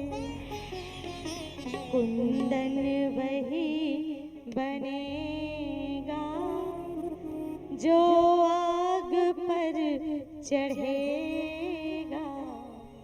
आप जितनी हमारी बहनें हैं सबने सोना पहन रखा है ना। ये सोना शुद्ध कब होता है? ये सोना निर्मल कब होता है? ये सोना अशुद्ध रहता है जब ये मिट्टी से निकलता है, जब ये खदान से निकलता है, जब इसको आग की भट्टी में तपाया जाता है, गलाया जाता है, तब ये सोना शुद्ध होता है। उसी प्रकार साधना, उपासना साधना की भट्टी में जब तक आप अपने आप को नहीं तपाएंगे तब तक आप भी निखर के नहीं आएंगे। तो शुरुआत कहाँ से करनी है? अगर दुनिया को सुधारना है, हम बदलेंगे युग बदलेगा, आज लगाओ नारा। हम बदलेंगे युग बदलेगा, आज लगाओ नारा। व्यक्ति और परिवार बदल कर बदले भारत सारा। व्यक्ति और परिवार बदल कर बदले भारत सारा। होगी बड़ी मेहरबानी, बदलो भैया। होगी बड़ी मेहरबानी, बदलो बहना। मांसाहार नशेबाजी ने तन पर रोक लगाया। मांसाहार नशेबाजी ने तन पर रोक लगाया। तन पर रोक किसने लगाया है? मांसाहार नशेबाजी ने तन पर रोक लगाया। मांसाहार नशेबाजी ने तन पर रोक लगाया। नकली फैशन करके बहनों झूठी शान दिखाया। नकली फैशन करके बहनों झूठी शान दिखाया। कैसी कैसी ये नादानी, बदलो भैया। कैसी कैसी ये नादानी, बदलो बहना। तो कहाँ से शुरुआत करनी है? स्वयं से। युग को अगर बदलना है तो स्वयं को, और युग की बात छोड़िए, अपने ही परिवार को भी अगर बदलना है ना, अपने ही गांव को बदलना है तो स्वयं से। अपना सुधार संसार की सबसे बड़ी सेवा है। और आप एक साबुन आज यहाँ से खरीद लीजिए, बिन मोल खरीदना है, बिना पैसे का। आप दुकान में जाएंगे, आप पैसा देंगे तब आपको साबुन मिलेगा। यहाँ बिना मोल का साबुन मिल रहा है। कितने लोग लेने के लिए तैयार हैं? ले लीजिए, है ना, ले लीजिए। सब बिना मोल मिल रहा है। गायत्री मंत्र रूपी साबुन आप ले लीजिए और प्रतिदिन आप उसको भजिए, उसको गाइए, उसको बोलिए, स्वयं भी बोलिए और दूसरों को भी बोलने की प्रेरणा दीजिए। आपके अंदर का कसाय कलमश धुलता हुआ, मिटता हुआ चला जाएगा। इसीलिए सबसे महत्वपूर्ण पक्ष है हमारा मन, हमारी आत्मा। हम शरीर नहीं है, हम चिन्मयी आत्मा है। और शरीर के लिए भोजन आप नहीं खाओगे तो बहनी मन एक दिन तीजा उपास होते तो अल्लर हो जाते। एक दिन नहीं खाओ तो कैसे हालत हो जाते? शरीर बिल्कुल ऐसे लुज सुस्त हो जाता है ना। एक दिन शरीर को भोजन नहीं मिलता तो शरीर की क्या हालत हो जाती है। सुबह जल्दी जल्दी 4 बजे उठे, एक बटकी बासी निकाले और खाए, है ना। यही करते हैं छत्तीसगढ़ और उड़ीसा में। बासी तो हमारा प्रिय भोजन है कि नहीं। हम गांव के रहने वाले हैं और अपनी माता को भी क्या खिलाते हैं, बोरे बासी संग मां पताल चटनी खिलाते हैं कि नहीं। बोरे बासी संग मां पताल चटनी, यही हमारा व्यंजन, प्रिय व्यंजन। तो एक दिन में शरीर की क्या हालत हो जाती जब शरीर को भोजन नहीं मिलता। तो सोचिए, हमने अपनी आत्मा को कितने दिन से भोजन नहीं कराया, कितने दिन से उन आत्मा को हमने खुराक नहीं दिया है। शरीर का खुराक, शरीर का भोजन रोज करते हैं ना, रोज भोजन करते हैं 3 बार।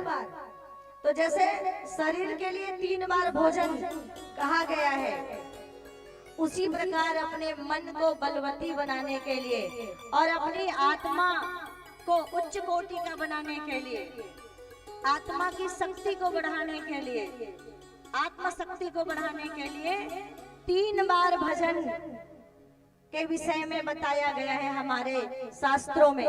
3 बार भोजन और 3 बार भजन। भोजन 3 बार, भजन 1 बार, पर उसमें भी आए संकट हजार। अच्छा, ओढ़ार कुछ हुए का ऐसे महू देखो, प्रेम से बोलिए राधे राधे।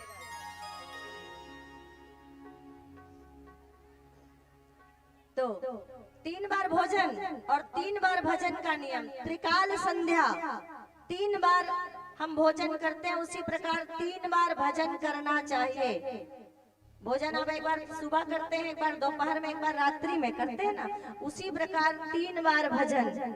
एक बार सुबह ब्रह्म मुहूर्त में, दूसरी बार दोपहर में 1 से 2 बजे और तीसरी बार सायंकाल 6 से 7 बजे। ऐसे त्रिकाल संध्या, संध्या माने जो आप पूजा करते हैं ना सुबह शाम, उसी का नाम संध्या है, उसी को संध्या कहा जाता है। 3 बार शरीर के लिए भोजन और 3 बार मन के लिए भजन। तो चलिए, हम ये नहीं कहेंगे आप 1 बार खाइए, हम कहेंगे आप 3 नहीं, आप 4 बार खाइए, आप 5 बार खाइए। खाने के लिए आपको मना नहीं करेंगे। और भजन, चलिए आप 3 बार नहीं कर पाए कोई बात नहीं, पर दिन में 1 बार, जिनको सुबह समय मिले वो सुबह, जिनको सुबह समय नहीं मिलता कोई बात नहीं, दोपहर में 1 से 2 बजे से 3 बजे, जैसा भी आपको सुविधा मिले, जब आपको समय मिले तो दोपहर में कर सकते हैं। और दोपहर में भी अगर आपको समय ना मिले तो आप रात्रि में 6 से 8 बजे के बीच आप अपना भजन पूजन कर सकते हैं। और रात्रि के 8 बजे के बाद भी आए ना तो भी ऐसा नहीं करना है, कर सकते। तो ये 3 बार में 1 बार आप अपनी सुविधा के हिसाब से सोच लीजिए और यहाँ से संकल्पित होकर जाइए कि 3 बार में 1 बार हम करेंगे। जो आप घर में पूजा आरती करते हैं ना, उसी का नाम है उपासना। उप मने समीप और वास मने बैठना। किसके समीप बैठना? अपने आराध्य के, अपने इष्ट के समीप बैठना। और जब आप अपने इष्ट, अपने आराध्य, अपने भगवान के समीप, अर्थात जो आपने घर में छोटा सा जैसा भी जहाँ पर भी मंदिर बनाया होगा वहां पर बैठना। बैठकर क्या करना? अब राम का नाम तो सबको आता होगा, नाम जप कर सकते हैं, मंत्र जप कर सकते हैं। और कुछ भी नहीं आता तो खाली मन से बैठ जाइए और जितनी बातें आप अपने घर वालों से करते हैं ना, वही बातें भगवान से कीजिए। भगवान आवाहनम न जानामि, नैव जानामि पूजनम, विसर्जनम न जानामि। बोले कुछ नहीं आता। एक छोटा बालक स्कूल से प्रार्थना सीख कर आया, घर आकर भूल गया। और इंग्लिश मीडियम स्कूल था तो प्रार्थना भी अंग्रेजी में सीख कर आया था। अब क्या बोले, गुरुजी की बात बच्चे अच्छे से मानते हैं। अब गुरुजी ने कहा है अगर पूछेंगे खड़े करेंगे तो झूठ भी कैसे बोलूं। तो क्या किया, भगवान के पास गया, पूरे 26 अक्षर बोल दिए अंग्रेजी के, ABCDEFGHIJKLMNOPQRSTUVWXYZ 26 अक्षर बोल दिया। कहा भगवान जो प्रेयर मेरे गुरुजी ने सिखाया था वो मैं भूल गया, अब मैंने सारे 26 अक्षर कह दिए। आपको जैसा मंत्र पसंद है, जो मंत्र आपको अच्छा लगता है, सारे शब्द आपके सामने मैंने परोस दिए, आप अपने हिसाब से मंत्र बना लीजिए। प्रेम से बोलिए। तो आप भी कुछ नहीं आता तो बैठ जाइए, हे भगवान मोर भाग नहीं चूरे है ना, ऐसनो कही सब है ना। हे भगवान देखना मोर लड़का बात नहीं माना थे, तू ही कुछ कर समझाओ ना। जो मन की बातें हैं बिल्कुल निश्चल भाव से सरल हो जाइए, एकदम सरल हो जाइए, अबोध हो जाइए, जैसा सारा अहंकार छोड़ दीजिए और बिल्कुल साधारण बनकर जाइए भगवान के पास। जब व्यक्ति का भाव निर्मल हो जाता है, जब व्यक्ति का भाव पवित्र हो जाता है और अंदर हृदय में श्रद्धा आ जाती है, तो एक व्यक्ति के द्वारा साधारण सा बोला गया शब्द भी मंत्र बन जाता है। और हृदय में अगर निर्मलता और पवित्रता नहीं है, अंदर विश्वास और श्रद्धा नहीं है, तो आप कितने मंत्र बोले, आपका मंत्र भी सारा व्यर्थ चला जाता है। टालस्टॉय जी थे जिन्होंने एक सुंदर कथा लिखी 3 अनपढ़ व्यक्तियों की, जिनको कुछ नहीं आता था। वो लोगों को देखते थे खूब मंत्र बोलते हुए, पूजा पाठ करते हुए, तो उनके अंदर भी एक दिन भाव आया कि हमें भी भगवान का दर्शन करना है। तो मंत्र तो कुछ आता नहीं था, और मंत्र कुछ आता नहीं था, तो उन्होंने किया क्या, उन्होंने केवल भगवान को पुकारा, हे भगवान हम आपको देखना चाहते हैं, आपसे मिलना चाहते हैं, आपका दर्शन करना चाहते हैं, पर हमें ना कोई पूजा विधि आती है, ना कोई मंत्र आता है। और उनकी पुकार में इतनी पवित्रता थी, इतनी सरलता, इतनी निर्मलता, इतनी निश्चलता थी उनकी पुकार में कि भगवान उनकी पुकार सुने तो भगवान को उनके समक्ष प्रकट होने के लिए बाध्य होना पड़ा। पुकार में इतनी निर्मलता थी, कोई मंत्र नहीं बोला, कोई पत्र पुष्प नहीं चढ़ाए, केवल पुकारा। और पुकार में इतनी सरलता थी कि भगवान प्रकट हो गए, भगवान का दर्शन किया। अब पूरे गांव में खबर फैल गई, 3 अनपढ़ व्यक्तियों को भगवान का दर्शन हो गया। तो जो लोग मंदिर जाया आया करते थे, तो गांव में एक चर्च था, उन चर्च के पादरी जी को ये बात पता चली, लोगों ने शिकायत की, आप इतने दिन से हमें कई मंत्र सिखा रहे हैं, हमें भगवान का अभी तक दर्शन नहीं हुआ। कहा उन तीनों को बुला कर लाया। उन तीनों को बुलाकर लाया गया, पूछा तुमने बताओ भगवान को कैसे पुकारा। बोले हमने बस भगवान से कहा हमें आपका दर्शन करना है, आपको देखना है, आपके चरण छूने हैं, बस हमने इतना ही कहा और भगवान प्रकट हो गए। तो उसने कहा, उस पादरी जी ने, देखो भगवान को ऐसे नहीं पुकारा जाता, भगवान को पुकारने के कुछ नियम होते हैं, और चलो मैं तुम्हें नियम लिखवा देता हूँ। उन्होंने 10 नियम लिखवा दिए, 10 पॉइंट लिखवा दिए और लिखवा के चले गए। अब ये इनको पढ़ना आता नहीं था, उन्होंने दूसरों से पढ़वाया, और जब पढ़वाया तो उनको जो 6वां पॉइंट था वो समझ में नहीं आया। अब वो पादरी जी तो लिखा के चले गए, दौड़ते हुए उनके पीछे गए, तो एक नदी थी, नदी के उस पार जाना था पादरी जी को। नदी में एक ही नाव थी, उस नाव को लेकर वो चले गए। अब ये तीनों यहीं खड़े रहे, अब कैसे जाएं, हमको पूछना है 6वां पॉइंट क्या है। तो फिर उन्होंने भगवान को पुकारा, भगवान हमारे लिए नाव की व्यवस्था कर दीजिए, करा दीजिए। भगवान बोले बेटा नाव की क्या आवश्यकता है, मेरा नाम लो और चले जाओ पानी के ऊपर। भगवान का नाम लिया तीनों ने और पानी के ऊपर दौड़ने लगे। पानी के ऊपर दौड़ते दौड़ते उनके पास पहुंचे, बोले कैसे आए, क्यों आए, बोले। तो इन 3 अनपढ़ व्यक्तियों ने कहा, बोले महाराज आपने जो 10 पॉइंट लिखवाए उसमें 6वां वाला पॉइंट है ना, वो हमें समझ में नहीं आ रहा। जरा उसके विषय में बताना। अब उन्होंने सर से पांव तक देखा। अरे तुम पानी पर कैसे खड़े हो? इतनी गहराई है जिसकी गहराई को नापा नहीं जा सकता, उस नदी में तुम कैसे खड़े हो पानी के ऊपर? बोले महाराज एक नाव थी, उसे आप लेकर आ गए। हमने भगवान को फिर से पुकारा, भगवान हमें पादरी जी से मिलना है, हमारे लिए नाव की व्यवस्था करा दीजिए। भगवान ने कहा मेरा नाम लो और चल पड़ो पानी में। हमने भगवान का नाम लिया और दौड़ते आ गए पानी में। पादरी जी बोले भैया छोड़ो ये 6वां और 10वां पाइन, 10 पाइन, मुझे ये बताओ तुमने कैसे भगवान को पुकारा, कैसे भगवान को पुकारा और कैसे भगवान को पाया? तो मन में अगर पवित्रता और निश्चलता होती है ना, तो हमारे शब्द भी साधारण से जो शब्द होते हैं वो मंत्र बन जाया करते हैं। पर अच्छा कितने लोग 1 घंटा रोज भगवान के पास बैठते हैं? ईमानदारी से हाथ ऊपर करें। हमारे बाबू जी, दीदी जी, और अच्छा चलिए 1 घंटा ज्यादा लगा, कलयुग है। आधा घंटा, आधे घंटे वाले की संख्या थोड़ी ज्यादा है। 10 मिनट, 10 मिनट में भी कुछ लोग हैं। अच्छा बाकी लोगों ने जिन्होंने हाथ नहीं उठाए, अच्छा ये बताइए तुरंत अगरबत्ती जलाई और फटाफट घुमाई 1 सेकंड में और स्टैंड में लगाया और चलते बने, ऐसे कितने लोग? हमारे परीक्षित महाराज, क्या बात है, एक बार जोर से ताली बजाइए। देखिए भाई साहब आपसे तो विशेष निवेदन है, कथा श्रवण कर रहे हैं पर बदलाव तो आना चाहिए। और वैसे भी रिटायर्ड हो गए होंगे आप तो कम से कम आधा घंटा तो आपको निकालना ही चाहिए भगवान के पास बैठने के लिए। ऐसे ही सबको, बाकी कईयों ने तो उतना भी नहीं किया होगा, उतना भी नहीं करते होंगे। तो आज संकल्पित हो जाइए, रोज कुछ लेकर जाना है यहाँ से।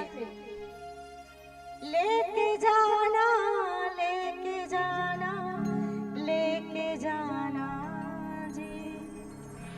क्या लेके जाना है? लेके जाना, लेके जाना, लेके जाना जी। लेके जाना जी हरि के नाम थोड़ा थोड़ा, लेके जाना जी हरि के नाम थोड़ा थोड़ा, लेके जाना जी हरि के नाम थोड़ा थोड़ा, लेके जाना जी हरि का नाम थोड़ा थोड़ा। लेके जाना, लेके जाना, लेके जाना जी। लेके जाना, लेके जाना, लेके जाना जी। क्या लेकर जाना है? क्या लेकर जाना है? लेके जाना जी, लेके जाना जी हरि के नाम थोड़ा थोड़ा, लेके जाना जी हरि का नाम थोड़ा थोड़ा, लेके जाना जी हरि का नाम थोड़ा थोड़ा, लेके जाना जी हरि का नाम थोड़ा थोड़ा। थोड़ा थोड़ा थोड़ा थोड़ा थोड़ा थोड़ा, थोड़ा थोड़ा थोड़ा थोड़ा थोड़ा थोड़ा, लेके जाना जी हरि का नाम थोड़ा थोड़ा, लेके जाना जी हरि का नाम थोड़ा थोड़ा, लेके जाना जी हरि का नाम थोड़ा थोड़ा। जय हो। तो भगवान का नाम लेके जाना। आइए एक प्यारा सा भजन श्रवण करें, फिर आगे कथा में प्रवेश करेंगे।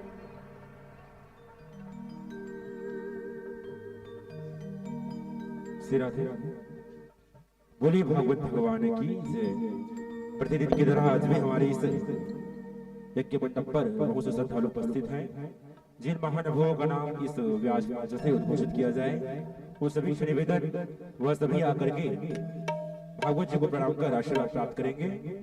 आदरणीय श्रीमान रामचरण साहू जी माली भाटा गांव से आप आए हैं, आपका स्वागत है। आप आए और आकर के व्यास जी को प्रणाम कर आशीर्वाद प्राप्त करें। आदरणीय श्रीमान रामचरण साहू जी, श्रीमान टेकराम साहू जी अध्यक्ष लेवीडी परिक्षेत्र, उपाध्यक्ष श्रीमान नरेश साहू जी आप भी यहाँ उपस्थित हैं। आप दोनों आए और आकर के भागवत जी को प्रणाम कर आशीर्वाद प्राप्त करें। साथ ही हैं आदरणीय श्रीमान राजेश साहू जी, श्रीमान रोहित साहू जी, श्रीमान जनार्दन साहू जी ग्राम डुमेर पानी से आप पधारे हैं। आप तीनों का भी अभिनंदन। आप आए और आकर के व्यासपीठ पर आसीन व्यास जी को प्रणाम कर आशीर्वाद प्राप्त करें।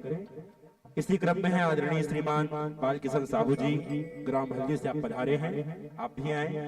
श्रीमान अजय साहू जी, श्रीमान कमल शाह साहू जी सहीपाल से आप आए हैं, आप भी आए और आकर के आशीर्वाद प्राप्त करें। श्रीमान हरप्रसाद साहू जी ग्राम हल्दी से पधारे हैं।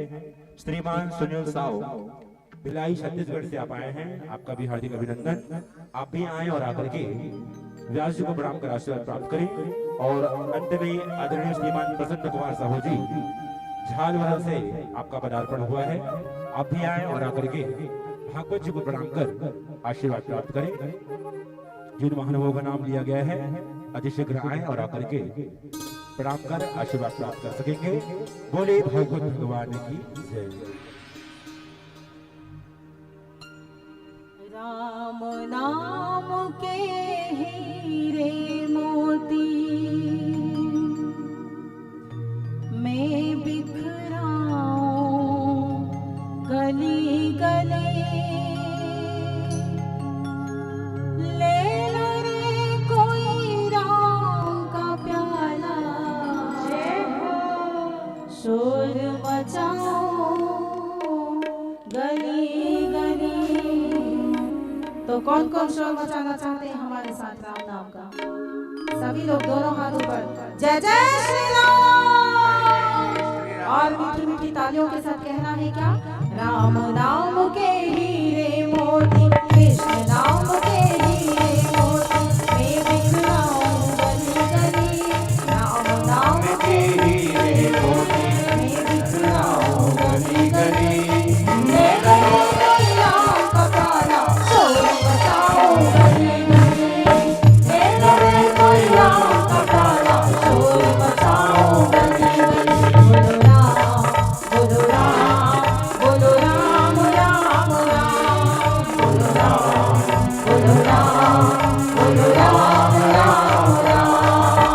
राम नाम के हीरे मोती, कृष्ण नाम के हीरे मोती मैं बिखराऊं गली गली। राम नाम के हीरे मोती मैं बिखराऊं गली गली। ले लो रे कोई ले लो रे कोई ले लो रे कोई राम का प्याला, शोर मचाओ गली गली। ले लो रे कोई राम का प्याला, शोर मचाओ गली गली। बोलो राम बोलो राम बोलो राम राम राम, बोलो राम बोलो राम बोलो राम राम राम।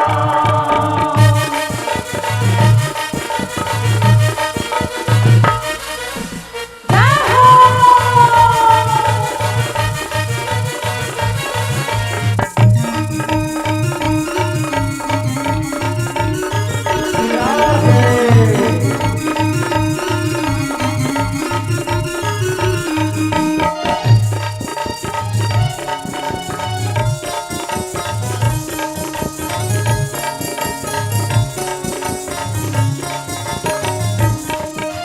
माया के दीवाना सुन लो, एक दिन ऐसा आएगा, धन दौलत और माल खजाना यहीं पड़ा रह जाएगा। बोलो राम बोलो राम बोलो राम राम राम, बोलो राम बोलो राम बोलो राम राम राम। माया के दीवाना सुन लो, एक दिन ऐसा आएगा, धन दौलत और माल खजाना यहीं पड़ा रह जाएगा। सुंदर काया मिट्टी होगी, सुंदर काया मिट्टी होगी, चर्चा होगी गली गली। सुंदर काया मिट्टी होगी, चर्चा होगी गली गली। ले लो रे कोई ले लो रे कोई ले लो रे कोई राम का प्याला, शोर मचाओ गली गली। ले लो रे कोई राम का प्याला, शोर मचाओ गली गली। बोलो राम बोलो राम बोलो राम राम राम, बोलो राम बोलो राम बोलो राम राम राम।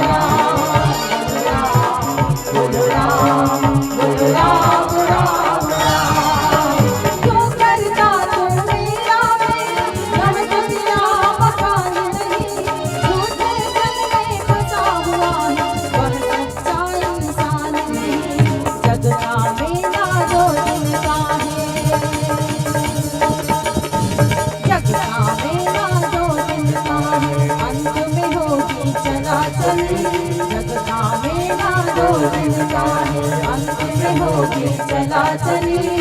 ले लो रे कोई, ले लो रे कोई, ले लो रे कोई राम का प्याला, शोर मचाओ गली गली। और राम जी के नाम पर किसी का भी हाथ ऊपर नहीं उठना है। कहते हैं जिनका हाथ ऊपर उनकी तकदीर सुपर। तो जिनको जिनको अपनी तकदीर सुपर बनाना है, दोनों हाथों को ऊपर करना होगा और कहना क्या है? जय जय श्री राम। बोलो राम, बोलो राम, बोलो राम, राम राम, बोलो राम, बोलो राम, राम राम। राम राम के हीरे मोती, कृष्ण राम के हीरे मोती, मैं दिखलाऊं गली गली। राम राम के हीरे मोती, मैं दिखलाऊं गली गली। ले लो रे कोई, ले लो रे कोई, ले लो रे कोई राम का प्याला, शोर मचाओ गली गली। ले लो रे कोई राम का प्याला, शोर मचाओ गली गली। बोलो राम, बोलो राम, बोलो राम, राम राम, बोलो राम, बोलो राम, बोलो राम, राम राम, बोलो राम, बोलो राम, बोलो राम, राम राम। जय जय श्री राम।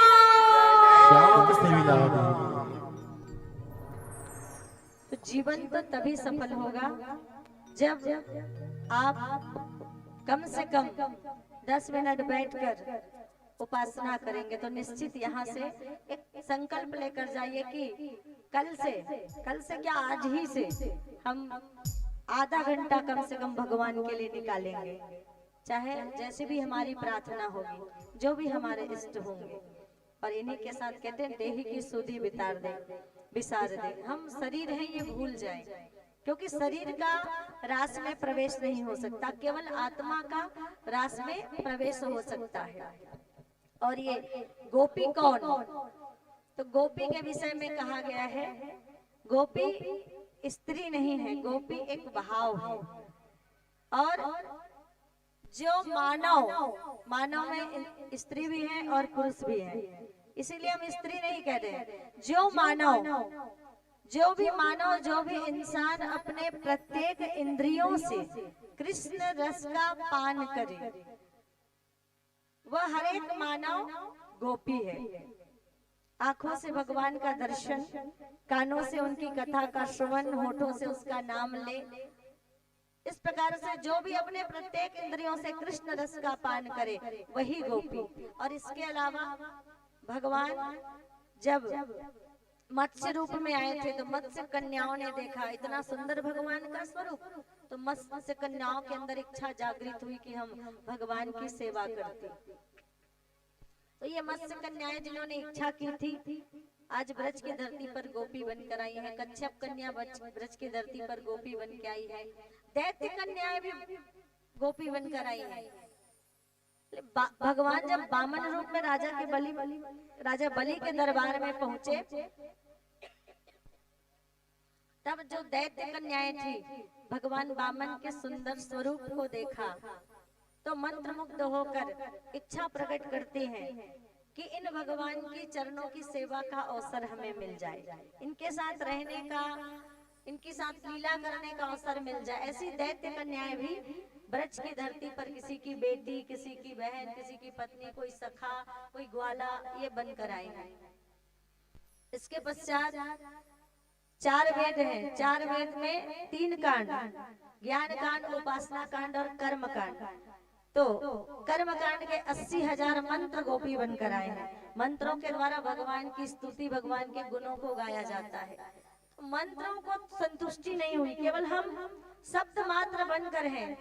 अगर हम स्त्री बन जाएं और प्रभु की जाकर साक्षात सेवा करें, उनके जिन गुणों को गाते हैं उन गुणों को हम सामने देखें, उनकी लीला को हम सामने देखें, तो ऐसे कर्मकांड के 80,000 मंत्र गोपी बनकर आए हैं। 16,000 मंत्र उपासना कांड के। और कोई किसी की बेटी, कोई किसी की पत्नी, पर मूल उद्देश्य क्या है? किसी भी प्रकार से हो कृष्ण प्राप्ति कर्म, उस गोविंद की, उस कृष्ण की प्राप्ति हो जाए। राजा परीक्षित पूछते हैं कि हे श्री सुखदेव जी, कृष्णं विदो परं कांतं न तो ब्रह्मातया मुने गुण प्रवाहो परमस्तासा गुण धियाम कथम। कि इन गोपियों का इस प्रकार कृष्ण के चरणों से प्रेम करना, क्योंकि कृष्ण एक पराये पुरुष है, तो उनके चरणों से इस प्रकार प्रेम करना क्या सही है कि ये कृष्ण को अपना प्रियतम मानती है?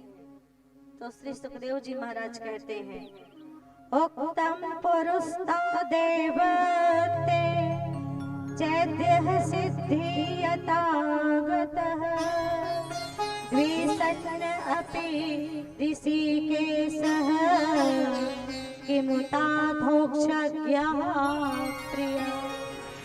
बोले राजन, किसी भी प्रकार से हो कृष्ण के चरणों के प्रति एक जीव के मन में तन्मयता आनी चाहिए, एकाग्रता आनी चाहिए कि संसार के सारे बंधनों को छोड़कर, सारी माया को छोड़कर केवल कृष्ण के चरणों का ध्यान करे। ऐसी एकाग्रता, ऐसी लीनता आनी चाहिए। भाव कुछ भी हो जाए प्रियतम माने, क्योंकि वो कोई साधारण पुरुष नहीं है, वो सभी माया से परे, परात्पर पूर्णमदः पूर्णमिदं पूर्णात् पूर्णमुदच्यते पूर्णस्य पूर्णमादाय पूर्णमेवावशिष्यते। वो पूर्ण पुरुष, वो पूर्ण परमात्मा है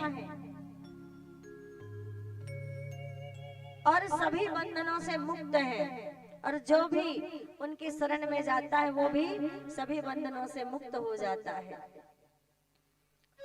और इस प्रकार से जैसा भी भाव हो, तो गोपी कौन? गोपी केवल स्त्री नहीं, गोपी एक भाव, और सभी गोपी जो कृष्ण रस का पान करे। अब एक दिन शरद पूर्णिमा की रात्रि आई, भगवान कृष्ण ने मुरली बजाई, और जब भगवान कृष्ण की मुरली बजी तो भगवान तो एक जगह मुरली बजा रहे हैं, पर उन मुरली की मधुर ध्वनि 84 कोस के ब्रजमंडल के कोने कोने में पहुंच रही है, और 84 कोस के ब्रजमंडल में जितनी गोपियां हैं, वो जिस कार्य को कर रही थी, वो सारी गोपियां उन सारे कामों को छोड़कर भगवान के पास आ गई। भगवान ने सबको आते देखा, सबका स्वागत किया।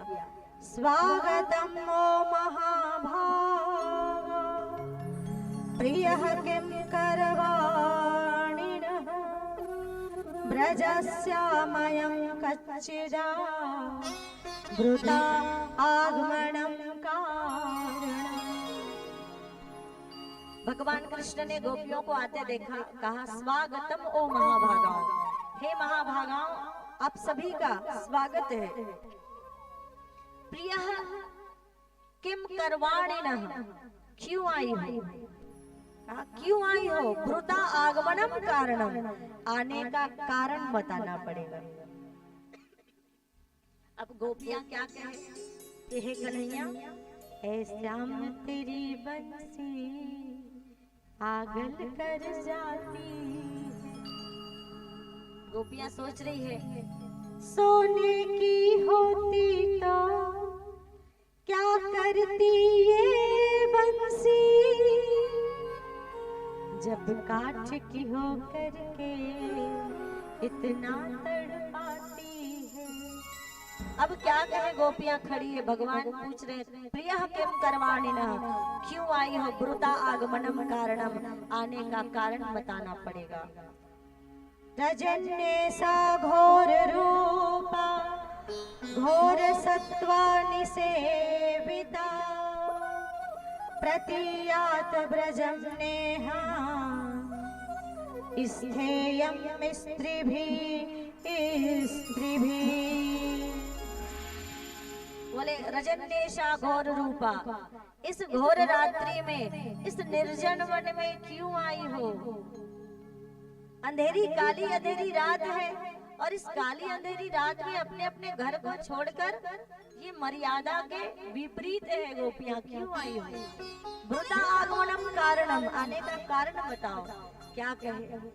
भगवान कृष्ण ने खड़े खड़े वहीं पर एक पतिव्रता स्त्री की कहानी सुना दी। देखो गोपियां, पतिव्रता स्त्री कैसे होती है कि एक स्त्री का बेटा चूल्हे में चला गया, फिर भी पति विश्राम कर रहा था उनकी गोद में, तो पतिव्रत धर्म भंग हो जाएगा, इसलिए बेटे को जलने दिया, पति को नहीं जगाया। ऐसी होती है पतिव्रता स्त्रियां। अब कुछ गोपियों ने हिम्मत की और हिम्मत करके कहा, हे कन्हैया, तुम्ही को नहीं आती कहानी, दो चार कहानी तो हमने भी सुन रखी है, और सुनो। एक गोपी कहती है, एक बार एक सज्जन व्यापार करने के लिए जा रहा था वर्ष भर के लिए, तो पत्नी रोने लगी, आपके पीछे कैसे रहूंगी मैं? तो पति ने एक पुतला बना दिया और कहा इसी को अपना पुतला बनाया, पत्नी को दिया, कहा इसी को पति मानकर इसी की सेवा करना। साल भर पत्नी उसी की सेवा करती रही। साल भर बाद जब पति द्वार पर आया और द्वार खटखटाने लगा, तो वह स्त्री पुतले की सेवा में मगन थी। अब ये बताओ कन्हैया, जब असल का पति आ गया है तो उसको पुतले की सेवा करनी चाहिए कि असल के पति के लिए जाकर द्वार खोलना चाहिए? आप बताइए। बोले असल के पति के लिए द्वार खोलना चाहिए।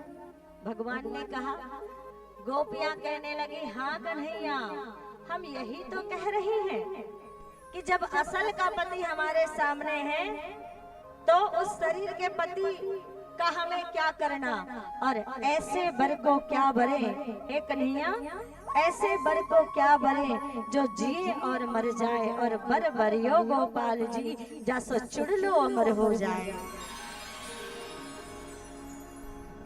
वो तो हमारे शरीर का पति है, ये हमारा ये शरीर भी नष्ट हो जाएगा और हमारे पति का शरीर भी नष्ट हो जाएगा।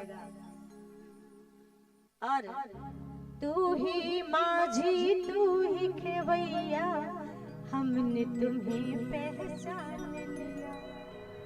हमने आपको पहचान लिया है, आप हमारे आत्मा के पति हैं, आप सर्वेश्वर हैं, आप परात्पर अखिलेश्वर हैं, और अब हम आपके चरणों में शरणागत हैं, इसलिए लौट कर नहीं जाएंगे।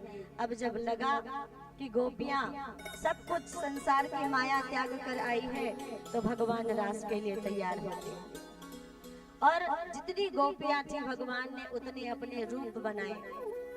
और तब गोपियों को लगा, बहुत सारी गोपियां थी और जितने गोपियां थी उतना रूप बनाया, पर हर गोपी को भगवान कृष्ण एक ही नजर आ रहे थे, और सबको ऐसा लग रहा था कि वो एक कृष्ण उनके साथ है। तो इन गोपियों के अंदर भाव आया, लगता है आज तो जो कृष्ण की प्रियतमा है राधा, नाम भले राधा का भागवत में नहीं आता, पर कृष्ण की प्रियतमा के रूप में उनका नाम आता है, और कृष्ण को सबसे प्रिय राधा ही तो है। बोले राधा को छोड़कर हमारे साथ रास कर रहे हैं भगवान। उन गोपियों को क्या कहा था रास की शर्त में कि देही की सुधि विसार दे, शरीर को भूल जाए। पर इन गोपियों के साथ जैसे ही भगवान रास के लिए तैयार हुए, गोपियों को लगने लगा, लगता है आज तो हम राधा रानी से ज्यादा सुंदर लग रही हैं, जो राधा रानी को छोड़कर कृष्ण हमारे साथ रास कर रहे हैं। शरीर की सुधि आ गई, देह की सुंदरता का अभिमान आ गया, मैं बहुत सुंदर हूँ लगता है, आज मैं ज्यादा सुंदर लग रही हूँ भगवान को। तो भगवान तन की नहीं, भगवान तो मन की सुंदरता देखते हैं। और जैसे ही देहाभिमान आया गोपियों के मन में, भगवान अपनी उसी प्रियतमा राधा को लेकर अंतर ध्यान हो गए। देखिए कितना प्रेम, अटूट प्रेम रहा होगा कि सभी गोपियों के बीच में, क्योंकि एक ऐसी राधा ही थी जिनके अंदर किसी प्रकार का कोई अभिमान नहीं था, इसीलिए उनको लेकर अंतर ध्यान हो गए। जरा सा अभिमान आया, पल भर के लिए अभिमान आया, गोपियों के अंदर अपनी सुंदरता का, शरीर का ध्यान आया, भगवान अंतर ध्यान हो गए, उनको त्याग कर, उनको छोड़कर चले गए। अब गोपियां बन बन भटकने लगी, दर दर भटकने लगी, और भटकते भटकते, हम तो 1 मिनट में कह देते हैं, भटकते भटकते वर्णन आता है 6 महीना हो गया। गोपियां घर से निकल कर आई है, भगवान छोड़कर अंतर ध्यान हो गए। आज गोपियां भटक रही हैं और भगवान कृष्ण को पुकार रही हैं। कभी वृंदा से पूछती, अरे वृंदा, तुम तो कृष्ण की प्यारी हो, क्या तुमने कृष्ण को देखा है? क्या तुम्हें कृष्ण का पता मालूम है? कभी लताओं से पूछती, कभी पहाड़ों से पूछती, हे गोवर्धन, तुमको तो भगवान ने धारण किया था, क्या तुम्हें पता है उन भगवान कृष्ण के विषय में जिन्होंने हमारा त्याग कर दिया है? और इस प्रकार से विरह में ऐसी व्याकुल हो गई है गोपियां, और कृष्ण को इस तरह से याद कर रही हैं कि स्वयं को अब भूल गई, और गोपियां कृष्णमय, कृष्ण को याद करते करते कृष्णमय हो गई। जब मैं था तब हरि नहीं, अब हरि है तो मैं नहीं। मैं आ गया था तो हरि चले गए थे, अंतर ध्यान हो गए थे, अब मैं चला गया है तो हरि ही हरि है। रामकृष्ण परमहंस का देहाभ्यास छूट गया था। एक बार उनके शिष्यों ने पान दिया खाने के लिए रामकृष्ण जी को, और पान जब उन्होंने खाया और उनके होंठ लाल हुए तो शिष्यों ने दिखाया, गुरुजी देखो तुम्हारे होंठ कितने सुंदर लाल लाल दिखाई दे रहे हैं। और जब दर्पण देखा रामकृष्ण परमहंस ने तो क्या कहते, वाह, मैया के होंठ कितने सुंदर लाल लाल दिखाई दे रहे हैं। दर्पण में किसकी छवि दिखती है? दर्पण में स्वयं की छवि दिखती है। पर रामकृष्ण परमहंस का देहाभ्यास छूट गया था। रामकृष्ण को, परमहंस को दर्पण में अपनी नहीं, अपनी छवि के बदले माता काली की छवि दिखाई दे रही थी। आज गोपियां भी ऐसे ही कृष्णमय हो गई हैं, और गोपियों को अब मैं चला गया है तो स्वयं को कृष्ण मान रही हैं, और कृष्ण जो लीला करते थे वो लीला स्वयं कर रही हैं। एक गोपी ने कालिया दहन की लीला की, दूसरे गोपी ने गिरिराज को उठाने की लीला की, अर्थात वो स्वयं को कृष्ण मान रही हैं। वो भूल गई है कि वो किसी की पत्नी, किसी की बेटी की, कोई स्त्री का शरीर है, उसका छूट गया उनका देहाभिमान। और जब राधा रानी ने देखा अब तो बिल्कुल निर्मल और पवित्र हो गई है, सारा अभिमान गोपियों का चला गया है, और मैं इस प्रकार कृष्ण के साथ रही तो बात नहीं बनेगी। कहा, हे कृष्ण, चलते चलते मेरे पांव थक गए हैं। भगवान कहते हैं, क्या गोदी में उठा लो? बोले, हाँ कृष्ण, मुझे गोदी में उठा लो। अब भगवान को लगा कि राधा रानी के अंदर भी अहंकार आ गया, पर ये राधा रानी के अंदर अहंकार नहीं आया था। उन्होंने गोपियों की दशा देखी, गोपियों को रोते देखा, गोपियों को बिलखते और तड़पते देखा, विरह में उनको इस प्रकार मरते देखा। तब राधा रानी परम कृपामयी आकर बैठ गई उन गोपियों के मध्य में, और तभी सभी गोपियों ने मिलकर बहुत सुंदर गोपी गीत गाया। जयति तेधिकम जनमना ब्रज शयत इंदिरा सस्वदद्रिहि दयति दृश्यता दिक्षुतावका ताभि तत्सवा विचिन्वते। कृष्ण है, कृष्ण है, कृष्ण है, कृष्ण है। ओ मेरे श्याम, मेरे श्याम,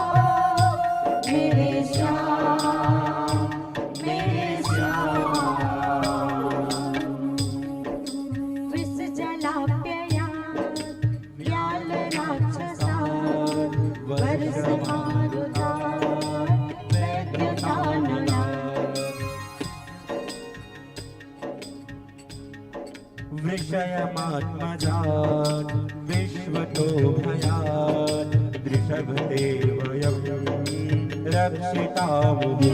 कृष्ण है, कृष्ण है, कृष्ण है, कृष्ण है। ये गोपियां गोपी गीत गाने लगी। जयति तेधिकम जन्मना ब्रजा। हे कृष्ण, जब आपने इस ब्रज की भूमि पर जन्म लिया तो आपके जन्म लेने की वजह से यह ब्रज की भूमि स्वर्ग से भी सुंदर हो गया और इस धरती पर श्रेयत इंदिरा सस्वदत्त रही। इस धरती पर लक्ष्मी और इंदिरा भी जन्म लेने के लिए तरसती है। सौभाग्य से इस धरती पर हमारा जन्म हुआ है। लेकिन विष जलाप्यया व्याल राक्षसा वर्ष मारुता वैद्युतानुला। बोले अगर इस प्रकार विरह की अग्नि में जलाकर मारना था, इस प्रकार हमें तड़पता हुआ छोड़कर जाना था, तो हे कृष्ण क्यों हमें उस कालिया नाग के विषैले जल से बचाया। विष जलाप्ययाद, उस कालिया नाग के विषैले जल से क्यों हमें बचाया, क्यों नहीं हमें उसी दिन मर जाने दिया। वैद्युतानुलाद, क्यों हमें कंस के राक्षसों से बचाया, बिजली से बचाई, क्यों हमें उसी दिन नहीं मर जाने दिया, क्यों हमें अघासुर और बकासुर जैसे राक्षसों से बचाया, क्यों हमें पूतना से बचाया, क्यों नहीं हमें मर जाने दिया अगर ऐसे ही विरह की अग्नि में जलाना था। और कहती हैं प्रीत लगाना प्रीतम ऐसी निभ जाए जो मरते दम तक, तेरे सिवा ना कुछ भी मांगा ना कुछ चाहा अब तक। और जो तू मांगे रंग की रंगाई, मेरा यौवन गिरवी रख ले। पर हे कृष्ण, अपनी पगड़िया मेरी चुनरिया एक ही रंग में रंग दे। मेरे रंग तेरे आस की जरूर कुछ लाएगी, मुझे मार डालेगी या जीना सिखाएगी, मुझे मार डालेगी या जीना सिखाएगी। मेरे कान्हा तुम बिन जीना बेकार सावरे, मेरे कान्हा तुम बिन जीना बेकार सावरे, मेरे यार सावरे दिलदार सावरे, मेरे यार सावरे दिलदार सावरे। मुझे अपने ही रंग में रंग ले, मेरे यार सावरे, मुझे अपने ही रंग में रंग ले, मेरे यार सावरे। हे कृष्ण, चाहे तो हमारा जीवन हमारा सब कुछ ले ले, पर अपनी पगड़िया मेरी चुनरिया एक ही रंग में रंग दे। अब जब भगवान ने देखा कि इस प्रकार गोपियों का मन निश्चल और पवित्र हो गया है, किसी प्रकार का कोई काम, कोई वासना, कोई लोभ, कोई अहंकार नहीं है और वह शुद्ध और पवित्र हो गई हैं, तो भगवान उनके समक्ष प्रकट हो जाते हैं। बोलिए रास बिहारी भगवान की जय। भगवान उन गोपियों के मध्य में प्रकट हो जाते हैं और अब गोपियों का दुख जो है वो दूर होता है जब वो भगवान का दर्शन करती हैं। उन गोपियों का उद्देश्य था कृष्ण के चरणों की प्राप्ति, और वो सारी गोपियों ने कृष्ण का आज पुनः दर्शन किया। अब रास की तैयारी हुई और सारी गोपियां, सबका देहाभिमान छूट गया है और सारी गोपियां आत्मवत होकर अपने परमात्मा से मिल रही है, क्योंकि किसी शरीर का और किसी मानव का रास में प्रवेश नहीं होता, इसलिए गोपियां आत्मवत हो गई हैं। और आत्मवत जब हो गई गोपियां, तब भगवान रास के लिए तैयार हुए। जितनी गोपियां थी भगवान ने उनके रूप बनाए और रास शुरू हुआ। आइए बहुत सुंदर रास का दर्शन करते हैं। बोलिए रास बिहारी भगवान की जय हो। और जिन माताओं, बहनों, भाइयों आपको रास करनी है, आप रास कर सकते हैं। कान्हा रे थोड़ा सा प्यार दे, चरणों में बैठा के तार दे।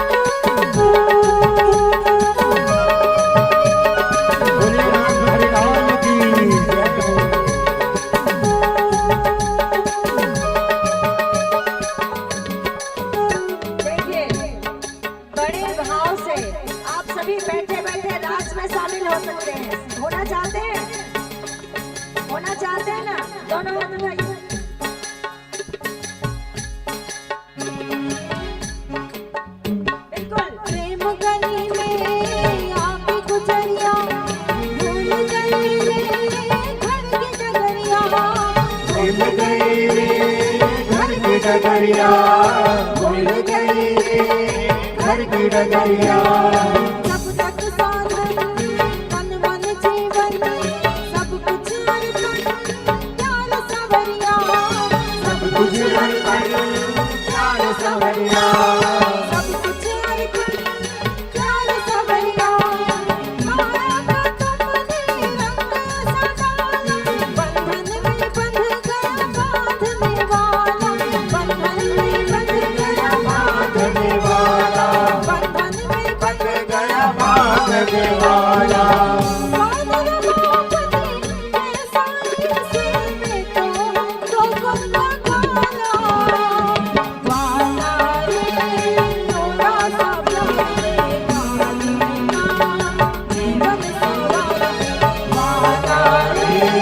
थोड़ा सा प्यार दे बालन का जीवन सवार दे।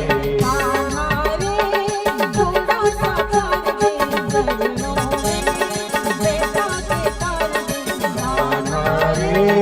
थोड़ा सा प्यार दे चरणों में बैठा के तार दे।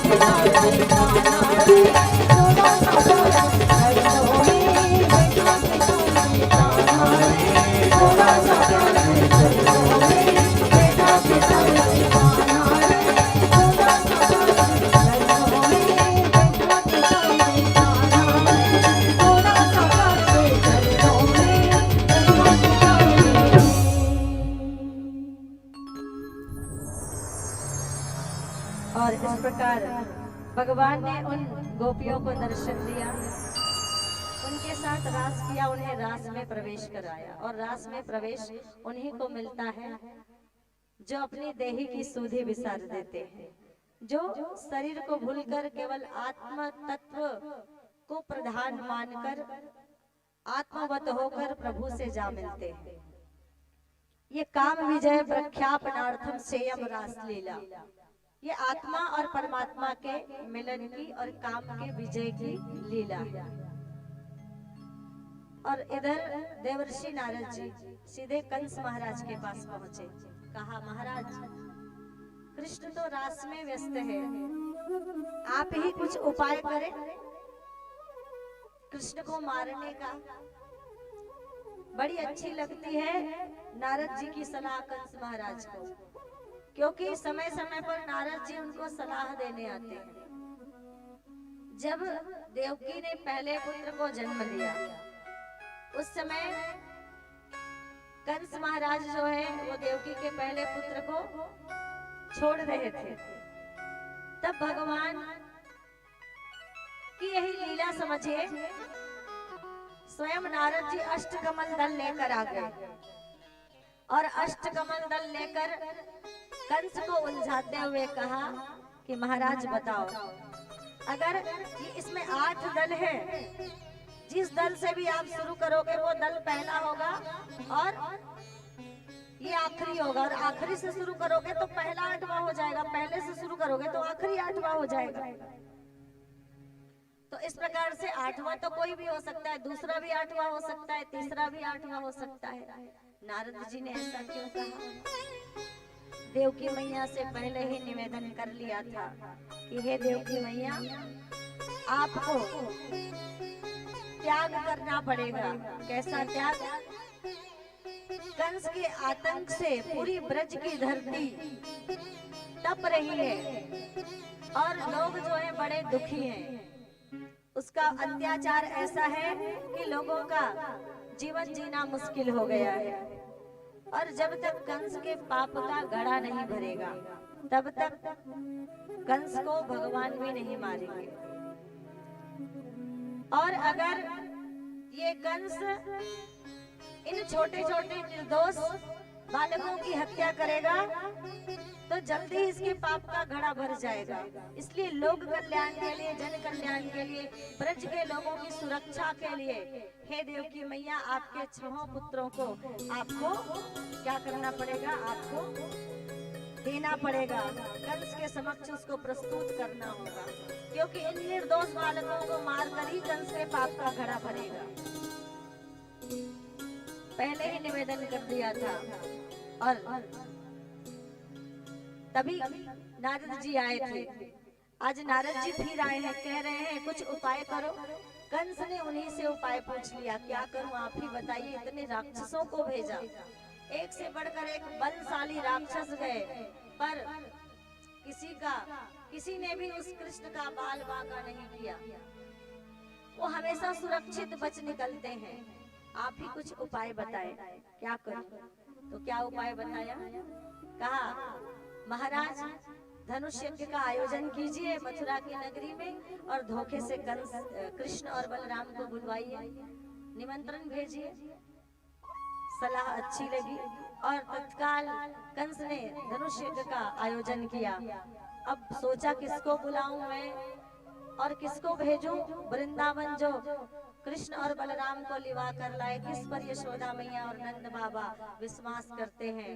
तो अक्रूर जी का नाम सामने आया। अक्रूर जी को बुलाया। अक्रूर जी ने समझाया कि राजन, जो हम चाहते हैं वो हमेशा वैसा नहीं होता कि हम जैसा चाहे वैसा हो जाए। आप सोच तो अच्छा रहे हैं राजन, लेकिन हर सोचा हुआ कार्य पूरा नहीं होता है। समझाने का प्रयास करते हैं अक्रूर जी महाराज, लेकिन कंस कहाँ मानने वाले हैं। और तब अक्रूर ने सोचा कि अगर मैं नहीं जाऊंगा तो मेरे बदले किसी और को भेजेंगे और मुझे मृत्यु दंड दे दिया जाएगा। इससे अच्छा मैं ही जाऊं और जाकर कम से कम उन कृष्ण और बलराम का दर्शन तो करूं। वो परात्पर अखिलेश्वर भगवान कृष्ण आज जब मैं जाऊंगा और उनसे मुलाकात होगी तो मुझे काका कह के पुकारेंगे। मथुरा से वृंदावन जाने में आज भी आप लोग जाते हैं 20 से 25 मिनट का समय लगता है। तब भी लगता था, ज्यादा समय नहीं लगता था। लेकिन अक्रूर जी को मथुरा से वृंदावन जाने में 20 घंटे लगे। आज सोचने लगे कि मया चरितम, मैंने ऐसा कौन सा कार्य किया है। किम भद्रम तपम, मैंने ऐसा कौन सा तप किया है जिसके कारण उस परात्पर भगवान का मुझे दर्शन होगा, वो मुझे काका कहकर बुलाएंगे। और यही सोचकर अक्रूर जी समाधिस्थ हो गए और 20 घंटे में पहुंचे सीधे नंद बाबा के घर। कहते हैं घर में कोई अतिथि आए तो आते ही कार्य के विषय में नहीं पूछना चाहिए कि भाई क्या काम है। पहले अतिथि का सत्कार करें। अतिथि देवो भव, ऐसा हमारे भारत की परंपरा है। अक्रूर जी आए तो नंद बाबा ने पहले उनको आसन दिया, भोजन कराया, फिर विश्राम किया। अक्रूर जी ने विश्राम के पश्चात आने का प्रयोजन, आने का कारण पूछा। कहो अक्रूर जी, कैसे आना हुआ? अक्रूर जी ने बात सामने रखे, निमंत्रण पत्र दिया। कहा कंस महाराज ने मथुरा में धनुष यज्ञ का आयोजन किया है, आप निमंत्रित हैं, आपको निमंत्रण दिया है। और एक संदेशा और कहा है। कंस महाराज ने कहा है कि कृष्ण और बलराम को साथ ही लेकर आना। सो उन्हें साथ लेकर जाऊंगा। कल ब्रह्म मुहूर्त में रथ तैयार करके निकल जाऊंगा। और जैसे ही नंद रानी के कानों में ये आवाज पड़ी कि कृष्ण और बलराम को ले जाने आए हैं, वो भी कंस की नगरी में, उस अत्याचारी, उस आताताई, उस राक्षस, उस दैत्य, उस दुष्ट की नगरी में, जिन्होंने कितनी बार कृष्ण को बलराम को नुकसान पहुंचाने का, हानि पहुंचाकर मारने का प्रयास किया। दौड़कर आई, अक्रूर के चरणों में बैठ गई और रोते रोते कहने लगी, हे अक्रूर जी, चाहे तो हमारी पूरी संपत्ति, पूरा सब कुछ ले लो, हमारे प्राण ले लो, पर कृष्ण और बलराम को ले जाने की बात मत करो। क्योंकि हमारी सुबह कृष्ण से होती है और हमारी शाम कृष्ण से होती है। बिना कृष्ण के हमें जीना नहीं आता। हम तो केवल शरीर मात्र है अक्रूर जी, हमारे प्राण तो कृष्ण में बसते हैं। और हमारे अगर प्राण ही चले जाएंगे तो हमारा शरीर तो मृत हो जाएगा, इस शरीर का कोई मोल नहीं रहेगा। इसलिए कृष्ण को ले जाने की बात मत करो। तभी कृष्ण आते हैं, कहते मैया आज जाऊंगा और परसों आ जाऊंगा, बस 2 दिन की बात है और डरती क्यों? चिंता मत करो, अभी तक मुझे कुछ हुआ क्या? आगे भी कुछ नहीं होगा, बस आज जाऊंगा और परसों आऊंगा। बात ब्रज में फैल गई कि अक्रूर जी लेने आए हैं। कृष्ण कह रहे हैं मैया आज जाऊंगा और परसों आ जाऊंगा, पर माँ का मन है आज यशोदा मैया को ऐसा लग रहा है कि अब की बार अगर कृष्ण चले गए तो कभी वापस नहीं लौटेंगे। ये आभास मैया को हो रहा है। और ब्रह्म मुहूर्त में जब अक्रूर जी ने रथ सजाया और कृष्ण और बलराम उस रथ में चढ़े, यशोदा मैया रोती रही रोकती रही, लेकिन बार बार समझाया आज जाकर परसों लौट आऊंगा मैया। रथ में चढ़ गए और जैसे ही दरवाजा खुला नंद बाबा के घर का द्वार का, तो क्या देखते हैं उस ब्रह्म मुहूर्त में कृष्ण के सारे सखा, सारी गोपियां और राधा रानी खड़ी हैं।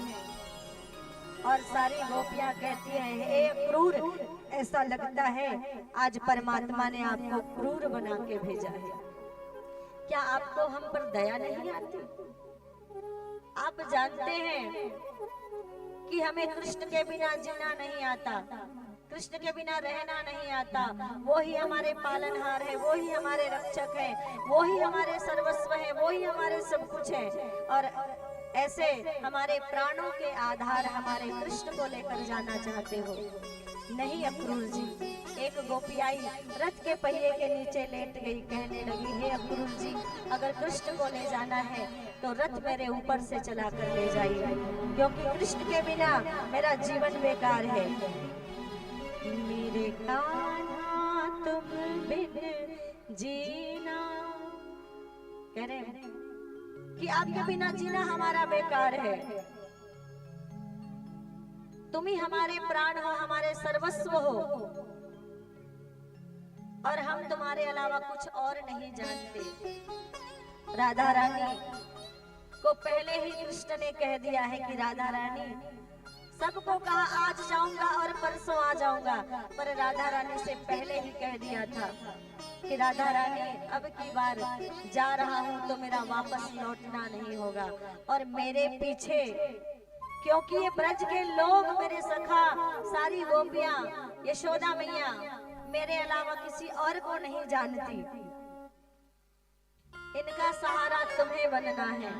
तो राधा रानी दूर खड़ी है। तुम रोगी राधा रानी तो बाकी को कौन संभालेगा? तुम्हें नहीं रोना है।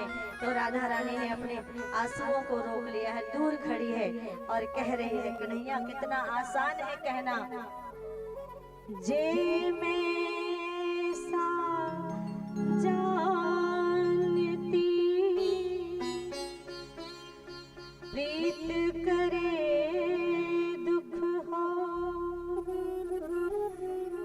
नगर ढिंढोरा पीटती, प्रीत ना करियो। और कृष्ण से कहती है एक बार तो राधा बन कर देखो मेरे सांवरिया, राधा यो रो कहे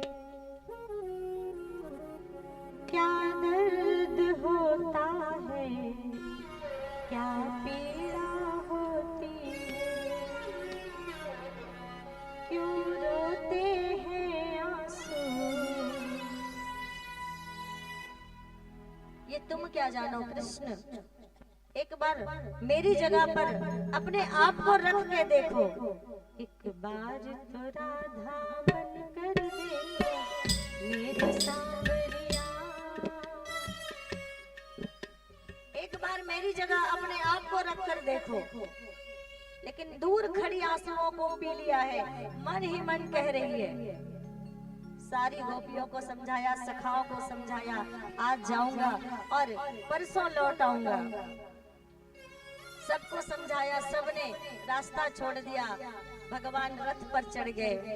रथ दूर जा निकला और जैसे ही रथ आंखों से ओझल होने लगा, यशोदा मैया पागलों की तरह रथ के पीछे पीछे दौड़ने लगी और कहने लगी लाला मत जाओ, रुक जाओ लाला, मुझे छोड़कर मत जाओ, कैसे रहूंगी तुम्हारे बिना। और जब माता को इस तरह दौड़ते रोते बिलखते देखा, कन्हैया रथ से कूद पड़े, दौड़ते हुए आए, मैया को गले से लगाया। और तब यशोदा मैया कहती अरे लाला, मुझे तो आज ही पता चला है तू मेरा नहीं, तू देवकी और वसुदेव का बेटा है। और मैं तुझ पर हक जता रही थी, तुझे रोक रही थी, पर मुझे पता नहीं था कि तुझ पर मेरा कोई अधिकार नहीं है। मैं तो एक साधारण सी ग्वालिन हूँ लाला। तू सोचता होगा ना, तू इसीलिए मुझे छोड़कर जा रहा है ना। ये कैसी माँ है यशोदा मैया कि जरा से माखन के लिए, जरा से मटकी के फूट जाने पर मुझे उखल से बांध दिया करती थी, मेरे कान पकड़ा करती थी, मुझे डांट लगाया करती थी, मुझे मारा करती थी। और इसीलिए तू छोड़कर जा रहा है। पर लाला, बस मेरी तुझसे इतनी विनती है, मुझे भूल मत जाना। भले माँ मत समझना, एक ग्वालिन समझकर ही मुझे याद कर लेना लाला, पर भूलना मत। कन्हैया ने जब माँ को रोते हुए देखा, माँ के आंखों से आंसू निकलते हुए देखा, तो स्वयं भगवान कृष्ण रोने लगे और कहने लगे, मैया मैं कितने भी जन्म ले लूं, तब भी तुमने जितना मुझे प्रेम दिया है, उस प्रेम से, उस ऋण से मैं कभी उऋण नहीं हो सकता। कैसे मैं तुम्हारा कर्ज चुका पाऊंगा मैया। तो कितनी अच्छी है, तो कितनी भोली है, प्यारी प्यारी है।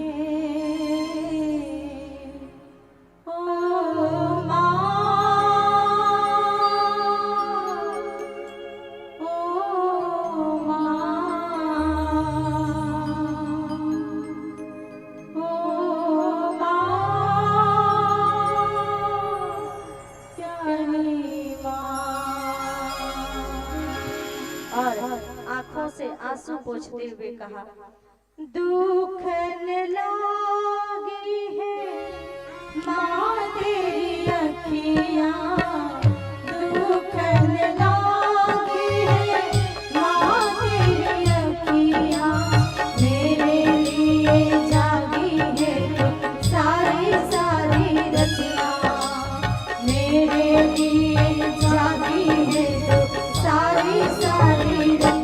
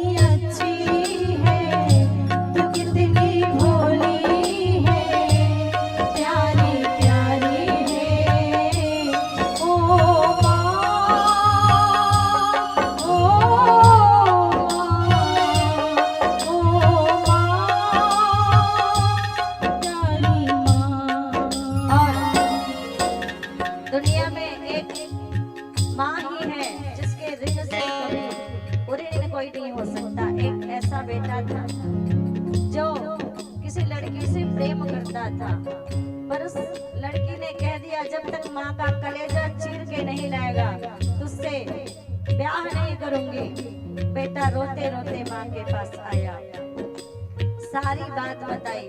माँ ने कहा बेटा बस इतनी सी बात, अगर मेरा कलेजा देकर, मेरे प्राणों को देकर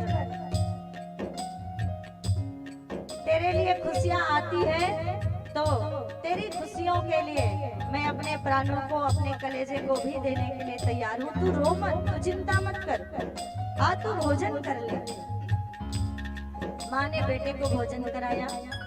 माँ अंदर गई, अपने ही हाथों से अपना कलेजा निकाला और बेटे के हाथ में देते हुए कहा बेटा ले जा कलेजा और ले आ अपनी खुशियाँ। बेटा कलेजा लेकर रोते रोते जाने लगा। एक पत्थर से पैर टकरा गया, कलेजा हाथ से गिर गया, बेटा दूसरी तरफ गिर गया। और जब बेटा गिरा तो माँ के कलेजे से आवाज आई बेटा संभल के चल गई, चोट तो नहीं आई। माँ ऐसी होती है। माँ ममता की रीत निभाए,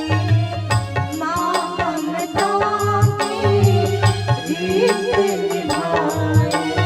हम मुस्काए वो मुस्काए, हम रोए वो रोए। हम मुस्काए वो मुस्काए, हम रोए वो रोए। मेरे हंसने पर, मेरे रोने पर, तू बलिहारी है ओ माँ,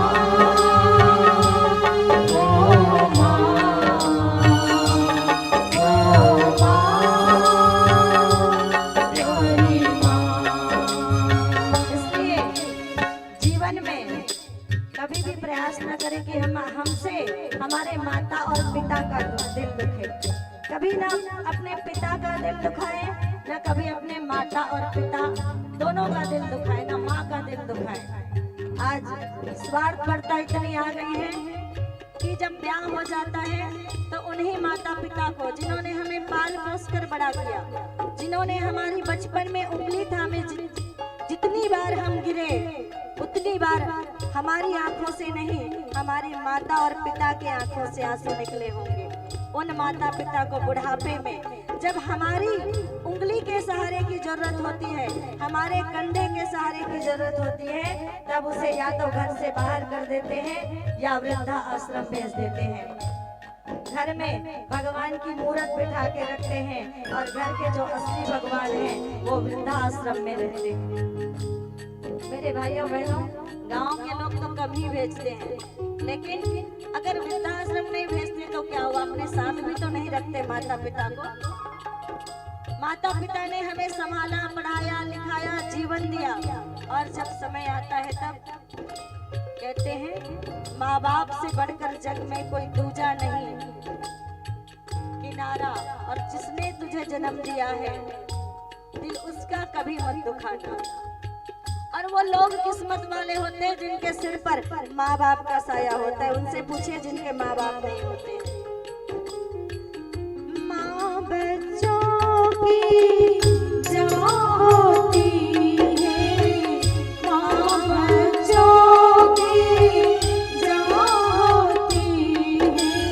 वो होते हैं किस्मत वाले जिनकी माँ होती है, वो होते हैं किस्मत वाले जिनकी माँ होती है। कितनी सुंदर है, कितनी शीतल है, प्यारी प्यारी है ओ माँ, ओ माँ, ओ माँ, प्यारी माँ।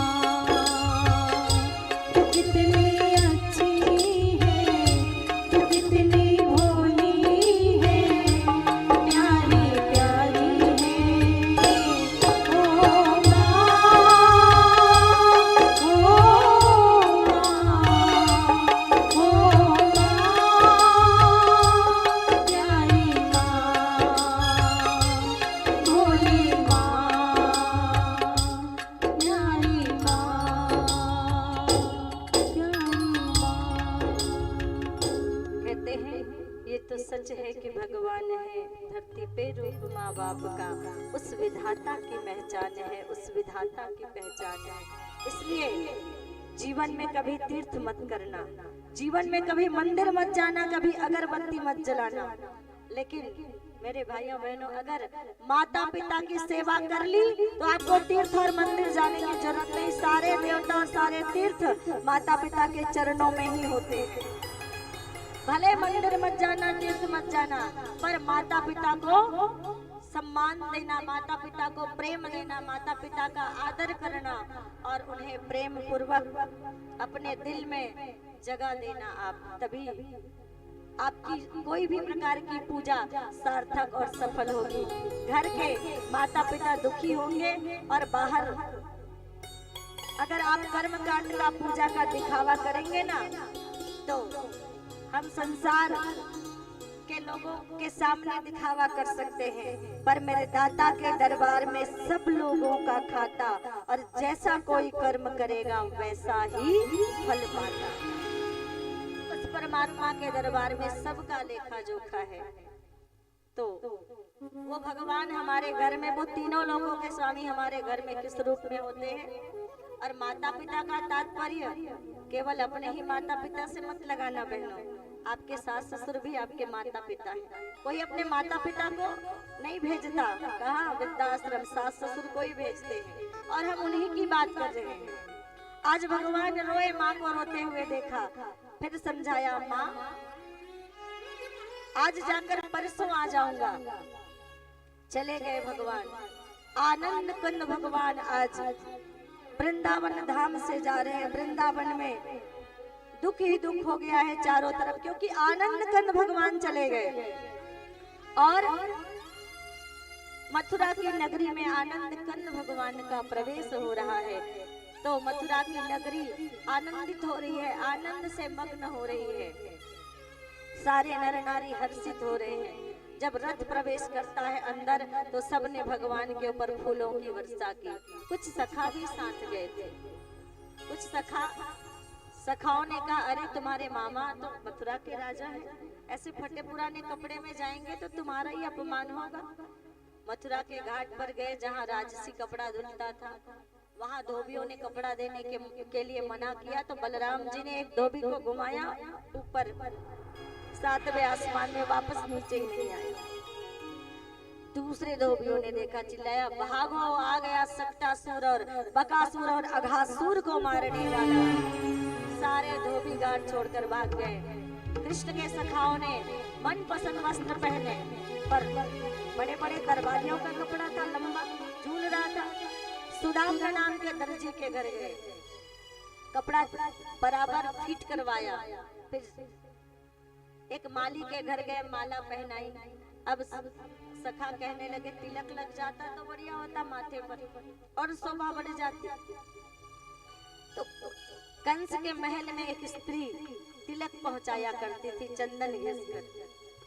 वह स्त्री आज छुपते छुपाते जा रही थी और चंदन की खुशबू दूर से आ रही थी। जब चंदन की सुगंध भगवान के नाक पे आई, इधर उधर देखा तो एक स्त्री जा रही थी चंदन लेकर। आवाज लगाया, ओ सुंदरी, जरा इधर आओ। क्या लेकर जा रही हो? तिलक लेकर जा रही हो? जरा हमारे मित्रों को तिलक कर दो। आज वह स्त्री रोने लगी और रोते रोते कहा, अरे बालक, तू कौन है? लोग मथुरा के मुझे चिढ़ाते हैं, मेरा मजाक उड़ाते हैं, इसीलिए कंस के महल तक मैं छुपते छुपाते जाती हूँ, क्योंकि मेरे शरीर पे कुबड़ निकल आया है। इसीलिए लोग मुझे कुब्जा कहकर पुकारते हैं और लोग मेरा मजाक उड़ाते हैं। लेकिन फिर भी अब उसकी मुझे आदत हो गई है, मुझे बुरा नहीं लगता अब। लेकिन जब अरे बालक, तुमने मुझे सुंदरी कहा तो मुझे बड़ा दुख हुआ। तू क्यों मेरा मजाक उड़ा रहा है? और रोने लगी। मुझे कुब्जा लोग कहते थे, मुझे इतना दुख नहीं होता था जितना दुख आज तुमने मुझे सुंदरी कहा तब हुआ है। क्यों तू मेरा मजाक उड़ा रहा है? क्यों मेरा उपहास कर रहा है तू? भगवान बोले, अरे नहीं, मैं आपका परिहास नहीं कर रहा, आपका मजाक नहीं उड़ा रहा, और मैं आपके शरीर की बात नहीं कर रहा। आपके शरीर के अंदर जो सुंदर मन है ना, मैं तो उस मन को देख रहा हूँ, मैं शरीर कहाँ देखता हूँ। मैंने तो देखा ही नहीं कि कहाँ आपका कुबड़ है, आपका शरीर कैसा है। मैंने तो आपके सुंदर मन को देखा और इसीलिए मैंने उस मन को पुकारा।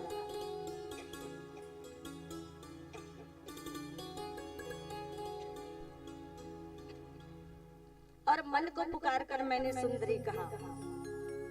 कुब्जा प्रसन्न हो गई, मित्रों का तिलक किया और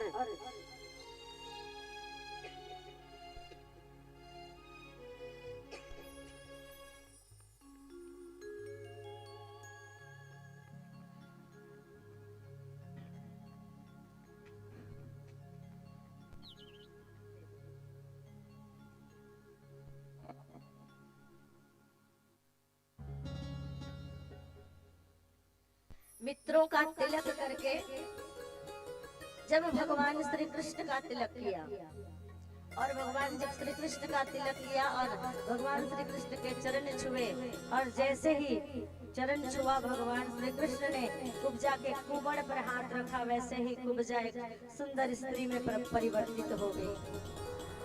जो भी भगवान की शरण में आते हैं, जो भी अनगढ़ता होती है वो अनगढ़ता दूर हो जाती है, सुगढ़ता व्यक्ति के जीवन में आ जाती है।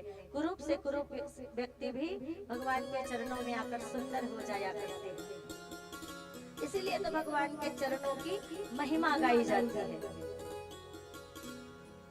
कि उनके चरण के रज में कैसी शक्ति है। गए यज्ञशाला में प्रवेश किया, तुरंत मुष्टिक को भेज दिया। मुष्टिका से बलराम जी ने प्रहार किया, उसका उद्धार कर दिया। चानूर को भेजा, वसुदेव सुतम देवम कंस चानूर मर्दनम, देवकी परमानंदम कृष्णम वंदे जगद्गुरु। चानूर को भेजा, भगवान कृष्ण ने चानूर का उद्धार कर दिया। अब कृष्ण के सिंहासन पर पहुंचे, कृष्ण कंस के सिंहासन पर पहुंचे और कंस के सिंहासन पर पहुंचकर सामने खड़े हुए तो अपने काल को सामने देखकर कंस आज थरथराने लगा, कांपने लगा, क्षमा याचना करने लगा। अरे कृष्ण, मैं तुम्हारा मामा हूँ, तुम्हारी माता का भाई हूँ मैं, छोड़ दो मुझे। भगवान कृष्ण कहने लगे, मामा जी तब रिश्ते याद नहीं आए थे जब अपने पिता को कारागार में डाला था? तब रिश्ते याद नहीं आए थे जब मेरे माता पिता को बंदी बनाकर कारागार में डाला था? तब रिश्ते याद नहीं आए थे जब मेरे छोटे छोटे 6 भाइयों की हत्या आपने कर दी थी, निर्दोष भाइयों को मेरा मार दिया था? तब याद नहीं आया था जब आपने ब्रजमंडल के कितने बच्चों की हत्या करवाई, अपना काल समझकर कितने लोगों पर अत्याचार किया? और जैसी करनी वैसा फल, आज नहीं तो निश्चय कल। आज आपने जो बुरा कर्म किया है, उन बुरे कर्मों का घड़ा अब भर चुका है, आपके पाप का घड़ा अब भर चुका है। और मैं तुम्हारा काल नहीं हूँ, तुम्हारा कर्म ही तुम्हारा काल है। कंस याद रखना। एक बार जयंत जो इंद्र का पुत्र है, उन्होंने भगवान राम की परीक्षा ली। पिता ने इंद्र ने समझाया, बेटा भगवान ने परीक्षा मत लो, पर फिर भी परीक्षा ली। सीता मैया के पैर को चोट मार दी। तब भगवान ने छोटा सा तिनका उठाया और उस तिनके में मंत्र डाला और छोड़ दिया। वह तिनका मंत्र के बाद क्या बन गया? ब्रह्मास्त्र बन गया और जयंत के पीछे जाने लगा। ब्रह्मा जी के पास गया जयंत, पहले तो अपने पिता के पास गया, पिताजी बचा लो। कहा, मैं तो तुम्हें पहचानता ही नहीं, जो भगवान का दोषी है मैं उसे नहीं पहचानता। पिताजी ने तो पहचानने से मना कर दिया। ब्रह्मा जी के पास गया जयंत, बोले ब्रह्मा जी आपका अस्त्र है। बोले ब्रह्मास्त्र? एक तिनका था, मंत्र डाला ब्रह्मास्त्र बन गया। मंत्र में बड़े पावर होते हैं, बड़ी शक्ति होती है, पर वैसा बोलने वाला व्यक्तित्व चाहिए। आद्य गुरु शंकराचार्य जैसे बोलने वाले व्यक्तित्व चाहिए। आद्य गुरु शंकराचार्य ने 4 जगह पर श्री लक्ष्मी नामक यंत्र की स्थापना की। एक बालाजी, दूसरा पद्मनाभपुर। धन आता नहीं है वहाँ, धन बहता है। आज भी कब के जमाने में यंत्र की स्थापना की थी, मंत्र बोला गया था, मंत्र डाला गया था। तो मंत्र में असीमित शक्तियां होती है। जब आद्य गुरु शंकराचार्य जैसे वेदज्ञ परिष्कृत आत्मा, उच्च कोटि की आत्मा मंत्र बोला करते हैं, तो वो मंत्र क्या हो जाता है? क्रियाशील हो जाता है। धन वहां आता नहीं है, दोनों जगह धन बहता है। श्री लक्ष्मी नामक यंत्र की स्थापना हुई है, धन बहता है वहां। बोले ब्रह्मा जी ने, जयंत ये मेरा अस्त्र नहीं है, ये तेरा कर्म है जो तेरे पीछे आ रहा है। ये तेरा कर्म है जयंत जो तेरे पीछे आ रहा है, मैं कुछ नहीं कर सकता। प्रभु राम के पास गए, पर उन्होंने भी कहा ये तुम्हारे कर्म का परिणाम है जयंत। और जयंत की एक आंख फूट गई। तो भगवान कृष्ण ने कहा, मैं तुम्हारा काल नहीं, तुम्हारा अपना कर्म ही तुम्हारा काल है। तुम्हारा अपना कर्म ही तुम्हारा काल है कंस। और ये कहकर पल भर में ही कंस का उद्धार कर दिया भगवान कृष्ण ने। बोलिए कृष्ण कन्हैया लाल की जय।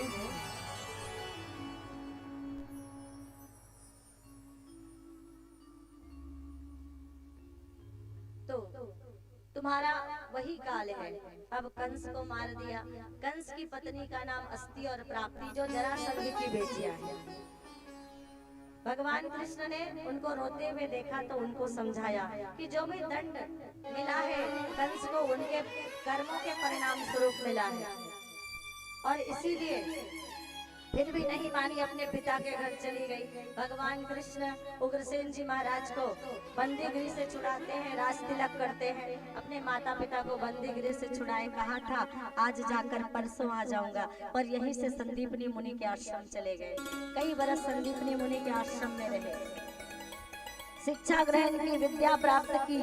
उसके बाद वापस आए, कई वर्षों बाद संदीपनी मुनि के आश्रम से वापस लौटे तो वापस वृंदावन नहीं गए, यशोदा मैया के पास नहीं गए, राधा रानी के पास नहीं गए, गोपियों और सखाओं के पास नहीं गए, वापस मथुरा लौटे। और मथुरा में जब देवकी मैया भोजन लेकर आई तो यशोदा मैया को याद करके रो पड़ी।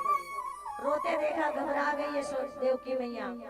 तभी बृहस्पति के शिष्य उद्धव जी महाराज का आगमन होता है। रोने का कारण पूछा तो कहते आज यशोदा मैया गोपियों की और राधा रानी की सखाओं की याद आ रही है, और जिस तरह से मैं उन्हें याद कर रहा हूँ, क्या वो भी मुझे वैसे ही याद करते होंगे। संदेशा देकर भेजा, मेरा संदेशा लेकर जाओ उद्धव। यशोदा मैया से मिलना, राधा रानी से और गोपियों से मिलना, मेरा संदेशा लेकर जाओ। अब उद्धव संदेशा लेकर गए। श्री सुखदेव जी महाराज राजा परीक्षित से कहते हैं बरसों बीत गया है, भगवान कृष्ण को वृंदावन से गए, यशोदा मैया गोपियों को, ग्वालों को, सखाओं को, राधा रानी को छोड़कर गए।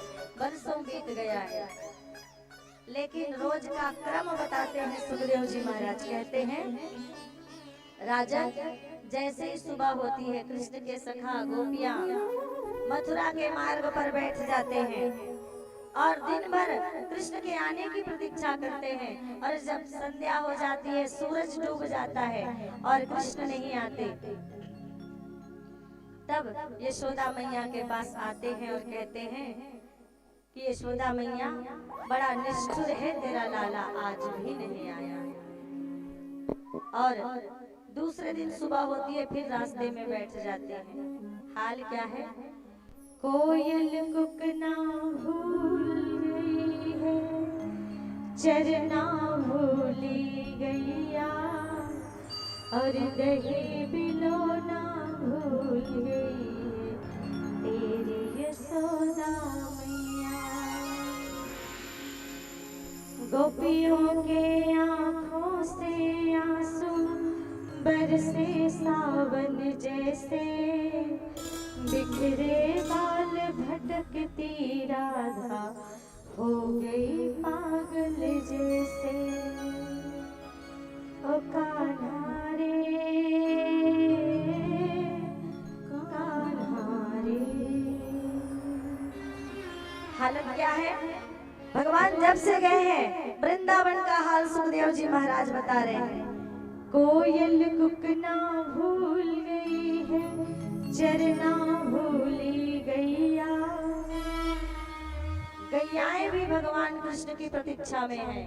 गैयाओं की आंखों से भी झरझर आंसू बह रहे हैं। और दही पिलाना भूल गई है तेरी यशोदा मैया। गोपियों की स्थिति बताते हुए कहते हैं, गोपियों के आंखों से आंसू बरसे सावन जैसे, बिखरे बाल भटकती राधा हो गई पागल जैसे। ओ कान्हा रे,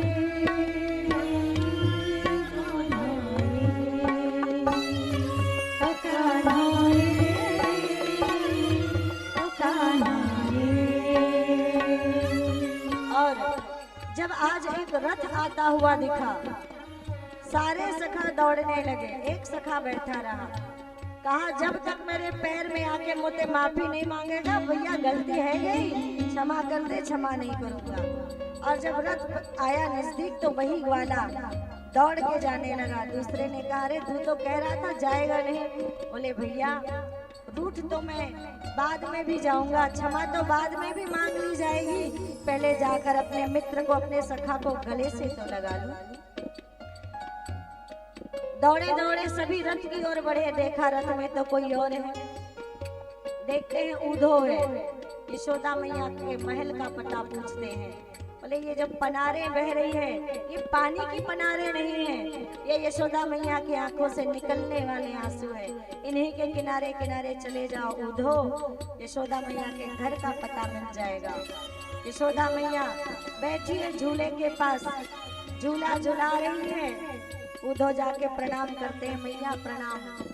कहते रे उधो कुछ मत कहना, अभी अभी मैंने कृष्ण को सुलाया है, बड़ी मुश्किल से माखन रोटी के लिए जिद कर रहा था, कभी चंदा मांगता है, कभी बहू मांगता है। अगर फिर से उठ गया तो फिर से रोने लगेगा, फिर से परेशान करेगा। ऐसी तन्मयता आ गई है कि एक जगह स्थिर हो गई है यशोदा मैया, और अभी भी भाव क्या है कि पालने में कन्हैया है, और जय श्री कृष्णा ही गा रही है। और यशोदा मैया के नंद बाबा के महल के एक एक ईंटों से जय श्री कृष्णा की ध्वनि उच्चारित होती हुई सुनाई दे रही थी उद्धव जी महाराज को। ऐसी भक्ति, ऐसी अविरल अनन्य भक्ति, ऐसा प्रेम, ऐसा त्याग, बिना कुछ पाने के भाव से, निष्काम भाव से यशोदा मैया की भक्ति निरंतर चल रही है। यशोदा मैया के चरणों में बैठकर उद्धव ने भगवान की बाल लीला का दर्शन पाया। गोपियों के पास गए, गोपियों के मध्य राधा रानी बैठती हैं। मैं उन गोपियों को प्रणाम, बैरनी अपी, क्योंकि जब से कृष्ण गए हैं निंद्रा मेरी बैरी हो गई है, तब से बरस बीत गए, राधा रानी सोई नहीं है। बिखरे बाल भटकती राधा हो गई पागल जैसे, बिखरे बाल भटकती राधा हो गई पागल। उद्धव ब्रह्म ज्ञान का संदेश देते, कृष्ण को भूल जाओ गोपियों, उन निर्गुण ब्रह्म की उपासना करो। तेरा उद्धव तो कहता ब्रह्म को मानो, तेरा उद्धव तो कहता है निर्गुण ब्रह्म को मानो। पर हे कन्हैया तुम ही बताओ हम क्या करें। तेरा उद्धव तो कहता है निर्गुण ब्रह्म को मानो, मन नहीं होत 10-20 कान्हा कैसे उसे समझाए, मन नहीं होत 10-20 कान्हा कैसे उसे समझाए। हे कृष्ण हमारे पास एक ही मन था, और उस मन को हम आपके चरणों में समर्पित कर चुकी हैं, आपको समर्पित कर चुकी हैं। मन नहीं होते 10-20 कान्हा कैसे तुम्हें समझाए। और गोपिया कहती हैं रे उद्धो मन ना भयो 10-20, एक हुदा सब गयो श्याम संग, ओ आराध है ईसुधो, मन ना भयो 10-20। इस प्रकार श्री सुखदेव जी महाराज गोपियों के, सखाओं के और यशोदा मैया के विरह की, प्रसंग विरह की गाथा राजा परीक्षित को श्रवण कराते हैं। उद्धव वापस लौटते हैं, वो भी 6 महीने के बाद। 6 महीने गोपियों के चरणों में बैठकर उन्होंने भक्ति का ज्ञान पाया, प्रेम का ज्ञान पाया। उद्धव ज्ञानी थे। उद्धव के ज्ञान में प्रेम का पुट लगाने, भक्ति का पुट लगाने भगवान भेजे थे। इन गोपियों के चरणों में वापस जाते हैं तो कृष्ण से कहते हैं, अरे कितने निर्दयी हो तुम, कैसे सबको तड़पता हुआ छोड़ दिया है। तो भगवान कृष्ण राधा रानी को स्वयं के वाम अंग से प्रकट कर देते हैं। कहते हैं लोग राधा रानी को एक स्त्री मान लेते हैं, राधा रानी स्त्री नहीं है, राधा रानी और कृष्ण दो नहीं है। लोगों को दो नजर आते हैं हम देखो दो नहीं। लोग दो मानते हैं राधा और कृष्ण को, इसलिए सवाल करते हैं राधा रानी कृष्ण के साथ क्यों, उसकी मूर्ति क्यों। पर भगवान कहते हैं लोगों को दो नजर आते हैं हम मगर देखो दो नहीं। हम दो नहीं हैं, एक आत्मा, एक मन, एक बुद्धि, सब कुछ एक है। राधा रानी का वाम अंग से प्रकट किया था भगवान ने। स्वयं कृष्ण ही राधा है और राधा ही कृष्ण है। स्वयं राधा ही कृष्ण और कृष्ण ही राधा है, कोई और नहीं है राधा। यूं कह सकते हैं भगवान का नारीश्वर रूप स्वयं राधा रानी है। कभी अलग नहीं हुए। लोगों को भक्ति, प्रेम, त्याग, वैराग्य की गाथा बताने भगवान ने स्वयं से राधा रानी को प्रकट किया था। एक बुद्धि, एक मन, एक विचारणाएं, सब कुछ एक है। और इस प्रकार से उद्धव और भगवान की चर्चा होती है, भगवान का दर्शन करते हैं। आगे कथा आती है कुंदनपुर के राजा की। आइए भजन श्रवण करते हैं, उसके पश्चात हम रुक्मणी मंगल की ओर आगे बढ़ेंगे। श्री राधे हमारे बीच उपस्थित हैं आदरणीय श्रीमान राजेश निगम जी खड़िया रोड से, उनसे आग्रह हुआ आएंगे। बोलिए भागवत भगवान की जय। आज भागवत का छठवां दिन और राजेश निगम आप तो सब इनसे परिचित हैं। एपेक्स चेयरमैन, अध्यक्ष पानी पंचायत, अपने धर्म पत्नी के साथ हैं। भाभी जी को भी मैं निमंत्रण करूंगा, 2 मिनट स्टेज में आ जाएंगे। और राजेश निगम का परिचय की आवश्यकता नहीं है। मेरी माँ है स्वर्गीय प्रेमवती साहू, उन्होंने राजेश भाई को अपना हमेशा बेटा मानते थे और राजेश भाई हमेशा उनको हमेशा अपने माता मानते थे। अगर खरियार से निकलते थे हम लोग हॉस्पिटल जाने के लिए, लास्ट समय में आखिरी समय में इतना ज्यादा तबीयत खराब हो चुका था माता जी का, जब वो खरियार जाते थे तो बोलते थे मेरे बेटा को फोन कर दो, हॉस्पिटल में तैयार रखेंगे डॉक्टर को। और भाई राजेश जी हॉस्पिटल में डॉक्टर बेड सब रेडी करके वहाँ बिल्कुल तैनात रहते थे, खड़े रहते थे। और कोई भी इलेक्शन जीत के राजेश भाई हमेशा आते थे तो घर के द्वार पे आरती लेके खड़े रहती थी। और मतलब माता जी और राजेश भाई का जो संबंध था, बहुत ज्यादा संबंध था। हम उनके धर्म पत्नी भाभी जी के साथ आए हैं और भागवत भगवान से माता जी यामिनी देवी से आशीर्वाद लेंगे। उसके पश्चात आज का कथा आरंभ होगा।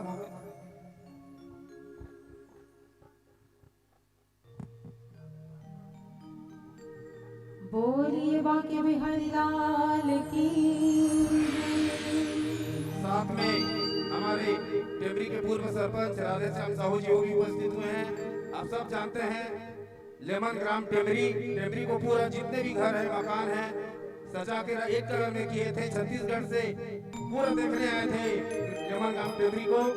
वैसे विचार के रानी रिश्ते में मेरे समधी लगते हैं राधे श्याम साहू, उन्हें भी निवेदन करता हूँ मंच में आएंगे और भगवत भगवान से आशीर्वाद लेंगे। स्टेज में आ जाएंगे 1 मिनट के लिए। और समय को देखते हुए मैं ज्यादा कुछ नहीं कहूँगा। भाई राजेश निगम जी से मैं निवेदन करूंगा, कुछ शब्द में माता जी की स्मृति में आए हैं, 2 शब्द में संबोधित करेंगे। भाई राजेश जी। बोलिए भागवत भगवान की।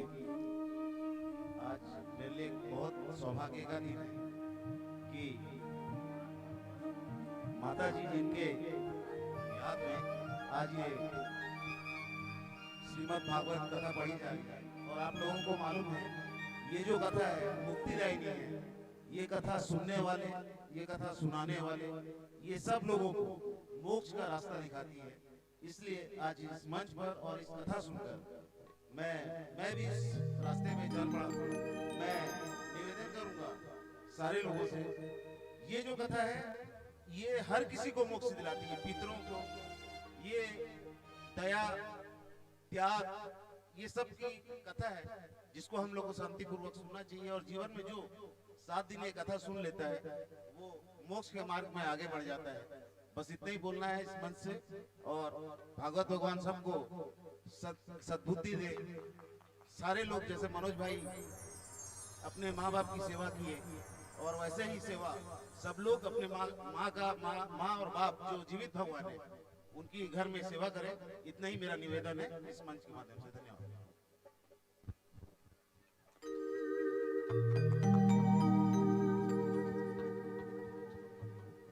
आइए एक कुंदनपुर के राजा हुए राजा भीष्मक कथा की ओर बढ़ते हैं। उनका एक बेटा था जिनका नाम था रुक्मी और उनकी एक बेटी थी जिनका नाम था रुक्मिणी। रुक्मिणी ने भगवान को कभी देखा नहीं था। हमने और आपने भी भगवान को देखा है क्या? नहीं देखा है। रुक्मिणी ने केवल भगवान के गुणों की चर्चा सुनी थी और हम भी भगवान के गुणों की चर्चा ही सुन रहे हैं। और उनके गुणों की चर्चा सुनकर ही रुक्मिणी मैया को भगवान से प्रेम हो गया था। उन्होंने मन ही मन उनको अपना प्रियतम मान लिया था और उन्हें वरण कर लिया था। लेकिन रुक्मी का मित्र था शिशुपाल। रुक्मी चाहता था कि मेरी बहन का विवाह शिशुपाल के साथ हो जाए। जबरदस्ती सगाई कर दी, विवाह तय कर दिया। पिता ने भी समझाया पर माने नहीं रुक्मी। और विवाह का जब समय आया तो कुल देवी की पूजा हम पहले करते हैं। और रुक्मिणी मैया जब कुल देवी की पूजा करने कात्यायनी माता के मंदिर में गई तो साथ एक पत्र लेकर गई और बहुत सुंदर भगवान के नाम पत्र लिखा है। भगवान, मैंने आपके गुणों की चर्चा सुनी है और आपकी चर्चा को सुनकर, आपकी लीला, आपकी महिमा को सुनकर मैंने आपको वरण कर लिया है, आपको अपना प्रियतम मान लिया है और मैं किसी दूसरे का वरण नहीं कर सकती। इसलिए अगर आप मुझे स्वीकार नहीं करेंगे तो मैं अपने प्राणों का त्याग कर दूंगी। इतने सुंदर भाव से रुक्मिणी ने जब संदेशा पंडित जी के हाथ भिजवाया और भगवान को संदेशा मिला तो भगवान सजने लगे। और भगवान सजने लगे तो दाऊ भैया ने पूछा, अरे लाला कहाँ जा रहा है आज इतना सज धज के? भगवान बोले, अरे दाऊ भैया बस वहीं जा रहा हूँ। बोले हाँ लाला कहाँ जा रहा है? वही तो पूछ रहा हूँ। बोले दाऊ भैया बस वहीं जा रहा हूँ। बोले वहीं का कुछ नाम तो होगा, जगह का नाम तो होगा। बोले दाऊ भैया कहाँ ना वहीं जा रहा हूँ। जितनी बार पूछा दाऊ भैया ने हर बार कहा वहीं जा रहा हूँ। बताया नहीं कहाँ जा रहे, पर दाऊ भैया तो समझ गए। भगवान का रथ आगे आगे चला तो दाऊ भैया पीछे पीछे थोड़ी दूरी बना के कुछ सेना लेकर उनके पीछे गए। अब रुक्मिणी मैया के साथ शिशुपाल और रुक्मी ने 10,000 सेना भेजी है रुक्मिणी की सुरक्षा के लिए। डर है किसका? भगवान कृष्ण का। और भगवान ऐसे छुपते छुपाते नहीं आए। भगवान आए अपने रथ में, 10,000 सैनिक मंदिर में लाइन लगा के खड़े हैं। रथ से उतरे भगवान, मुस्कुराए और मुस्कुराते मुस्कुराते उन सैनिकों के बीच उन्होंने प्रवेश किया। भगवान की सुंदरता देखते बनती थी। बोल दुल्हा सरकार की। उनकी सुंदरता देखते बनती थी। आज ऐसा खूब श्रृंगार किया था। और जब सैनिकों की नजर पड़ी, सीधे मुख पर नहीं, चरण पादुका पर पहले पड़ी। बोले अरे देखो देखो ये कौन है, इसकी चरण पादुका कितनी सुंदर। दूसरे ने कहा अरे चरण पादुका छोड़ो, देखो किसके कमर की करधनी, तीसरे ने कहा कमर की करधनी छोड़ो, गले की पीतांबरी और वैजंती की माला देखो। मेरे बाके बिहारी लाल, तूने इतना किया श्रृंगार, नजर तो है लग जाए। सुंदर श्रृंगार किया है। और कहते हैं तेरी सूरतिया पे मन मोरा अटका, प्यारा लागे तेरा पीला पटका, तेरे गले बैजंती माँ। ये सारा श्रृंगार देखने में मस्त हो गए सैनिक, भूल गए रुक्मणी की सुरक्षा करनी है। भगवान मंदिर में प्रवेश किया, रुक्मणी का हाथ पकड़ा, जैसे आए थे वैसे निकल गए। सारे सैनिक बस पीला पटका, पीतांबरी, बैजंती माला देखते रह गए, सुंदर मुखड़ा देखते रह गए। कहते हैं ना कितना सुंदर भगवान का मुखमंडल, उसको निहारते रह गए। रुक्मणी को लेकर तो चले गए भगवान। रुक्मी और शिशुपाल पीछे से आए, देखा रुक्मणी मैया है नहीं। सैनिकों से पूछा कौन आया था यहाँ, किसी ने कहा पैरों के उनके हमने जूते देखे, किसी ने कहा पीतांबरी देखी, किसी ने कहा बैजंती माला। सारी वेशभूषा को मिलाकर सोचा ये तो कृष्ण ही हो सकता है, और युद्ध की तैयारी करने लगे। किसी प्रकार से पिता ने समझाया, भीष्मक ने समझाया, और पिता के समझाने पर तब रुक्मी तैयार हुए। और रुक्मी जब तैयार हुए तो संदेशा भिजवाया गया बलदाऊ भैया को कि आइए आप बारात लेकर, और कन्हैया के बारात की तैयारी तो होती है, होगी बारात की तैयारी, पर इससे पहले रुक्मणी मैया की हल्दी जरा कर ले। तो यजमान जो है रुक्मणी मैया के साथ हल्दी लेकर यहाँ पर आ जाएंगे। एक भजन तब तक हम सुनते हैं।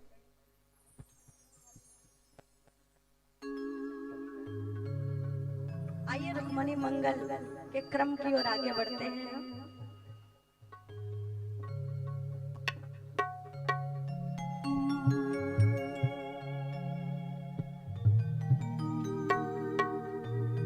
बोलिए बांके बिहारी लाल की जय। अच्छा, रुक्मणी मैया की मेहंदी मैया की शामिल किनको किनको होनी है? जो भी रुक्मणी मैया की मेहंदी में सम्मिलित होगा अखंड सौभाग्य होगा, उसका ध्यान रखना। आओ मेरी सखियां मुझे मेहंदी लगा दो, मेहंदी लगा दो, मुझे सुंदर सजा दो, मुझे श्याम सुंदर की दुल्हन बना दो, मुझे श्याम सुंदर की दुल्हन बना दो। आओ मेरी सखियां मुझे मेहंदी लगा दो, मेहंदी लगा दो, मुझे सुंदर सजा दो, मुझे श्याम सुंदर की दुल्हन बना दो, मुझे श्याम सुंदर की दुल्हन बना दो। आओ सखी ओ सखी मुझको सजा दो, हाथ चूड़ी ओ टीका बिंदिया लगा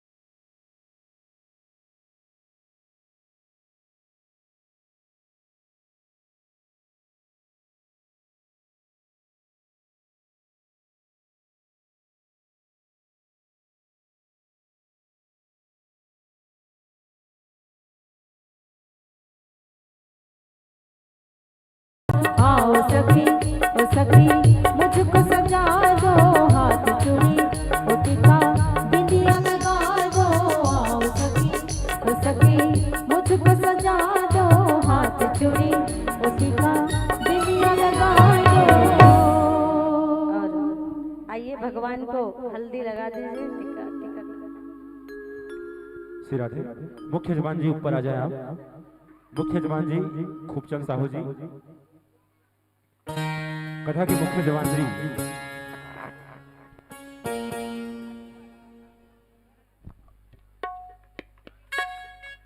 कथा के मुख्य जजमान ऊपर मंच में आ जाएं और आकर के हल्दी का टीका लगा अरे भागवत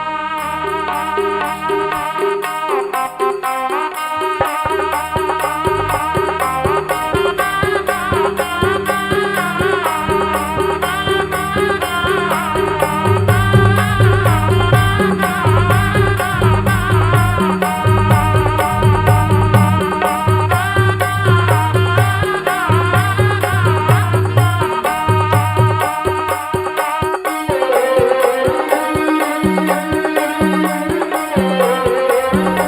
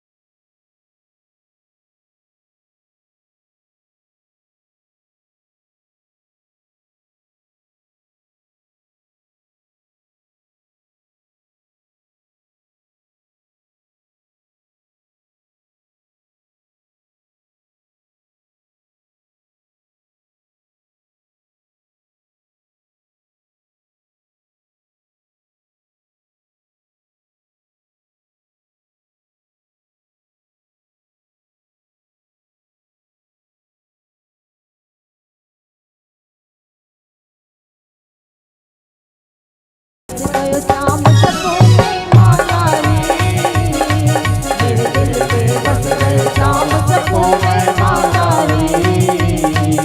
सपने में रात ये आया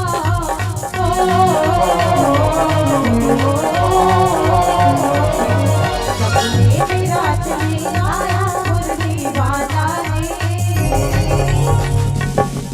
मेरे दिल पे बस गयो शाम जपो में माला रे, मेरे दिल पे बस गयो शाम जपो में माला रे, मेरे दिल पे बस गयो शाम जपो में माला रे, मेरे दिल पे बस गयो शाम जपो में माला रे।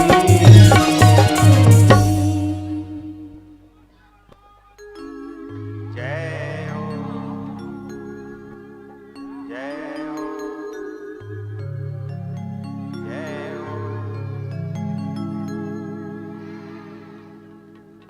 अमीर से होती है जय हो गरीब से होती है, दूर से होती है करीब से होती है,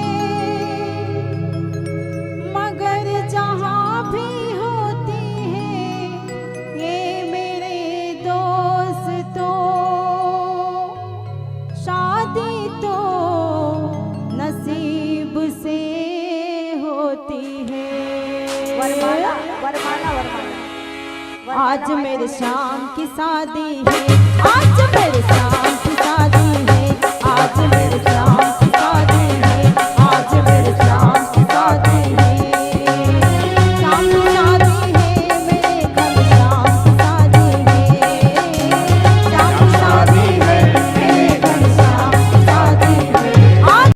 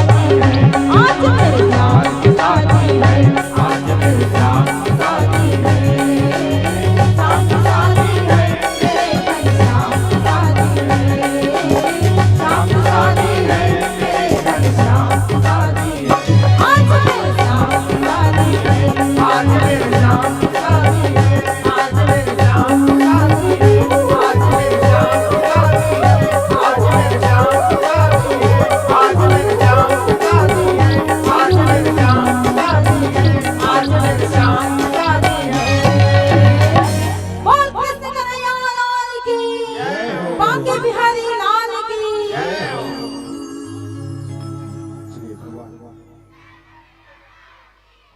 सच के है मरवा बाराती तैयार है।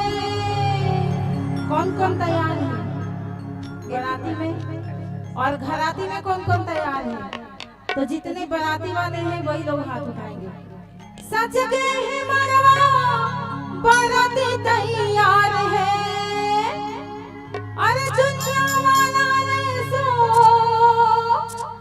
डरना बेकार है। ओ नाचो भजनिया के संग सब झूम के लब दुल्हनिया जी डंके के चोट में, लब दुल्हनिया जी डंके के चोट में, लब दुल्हनिया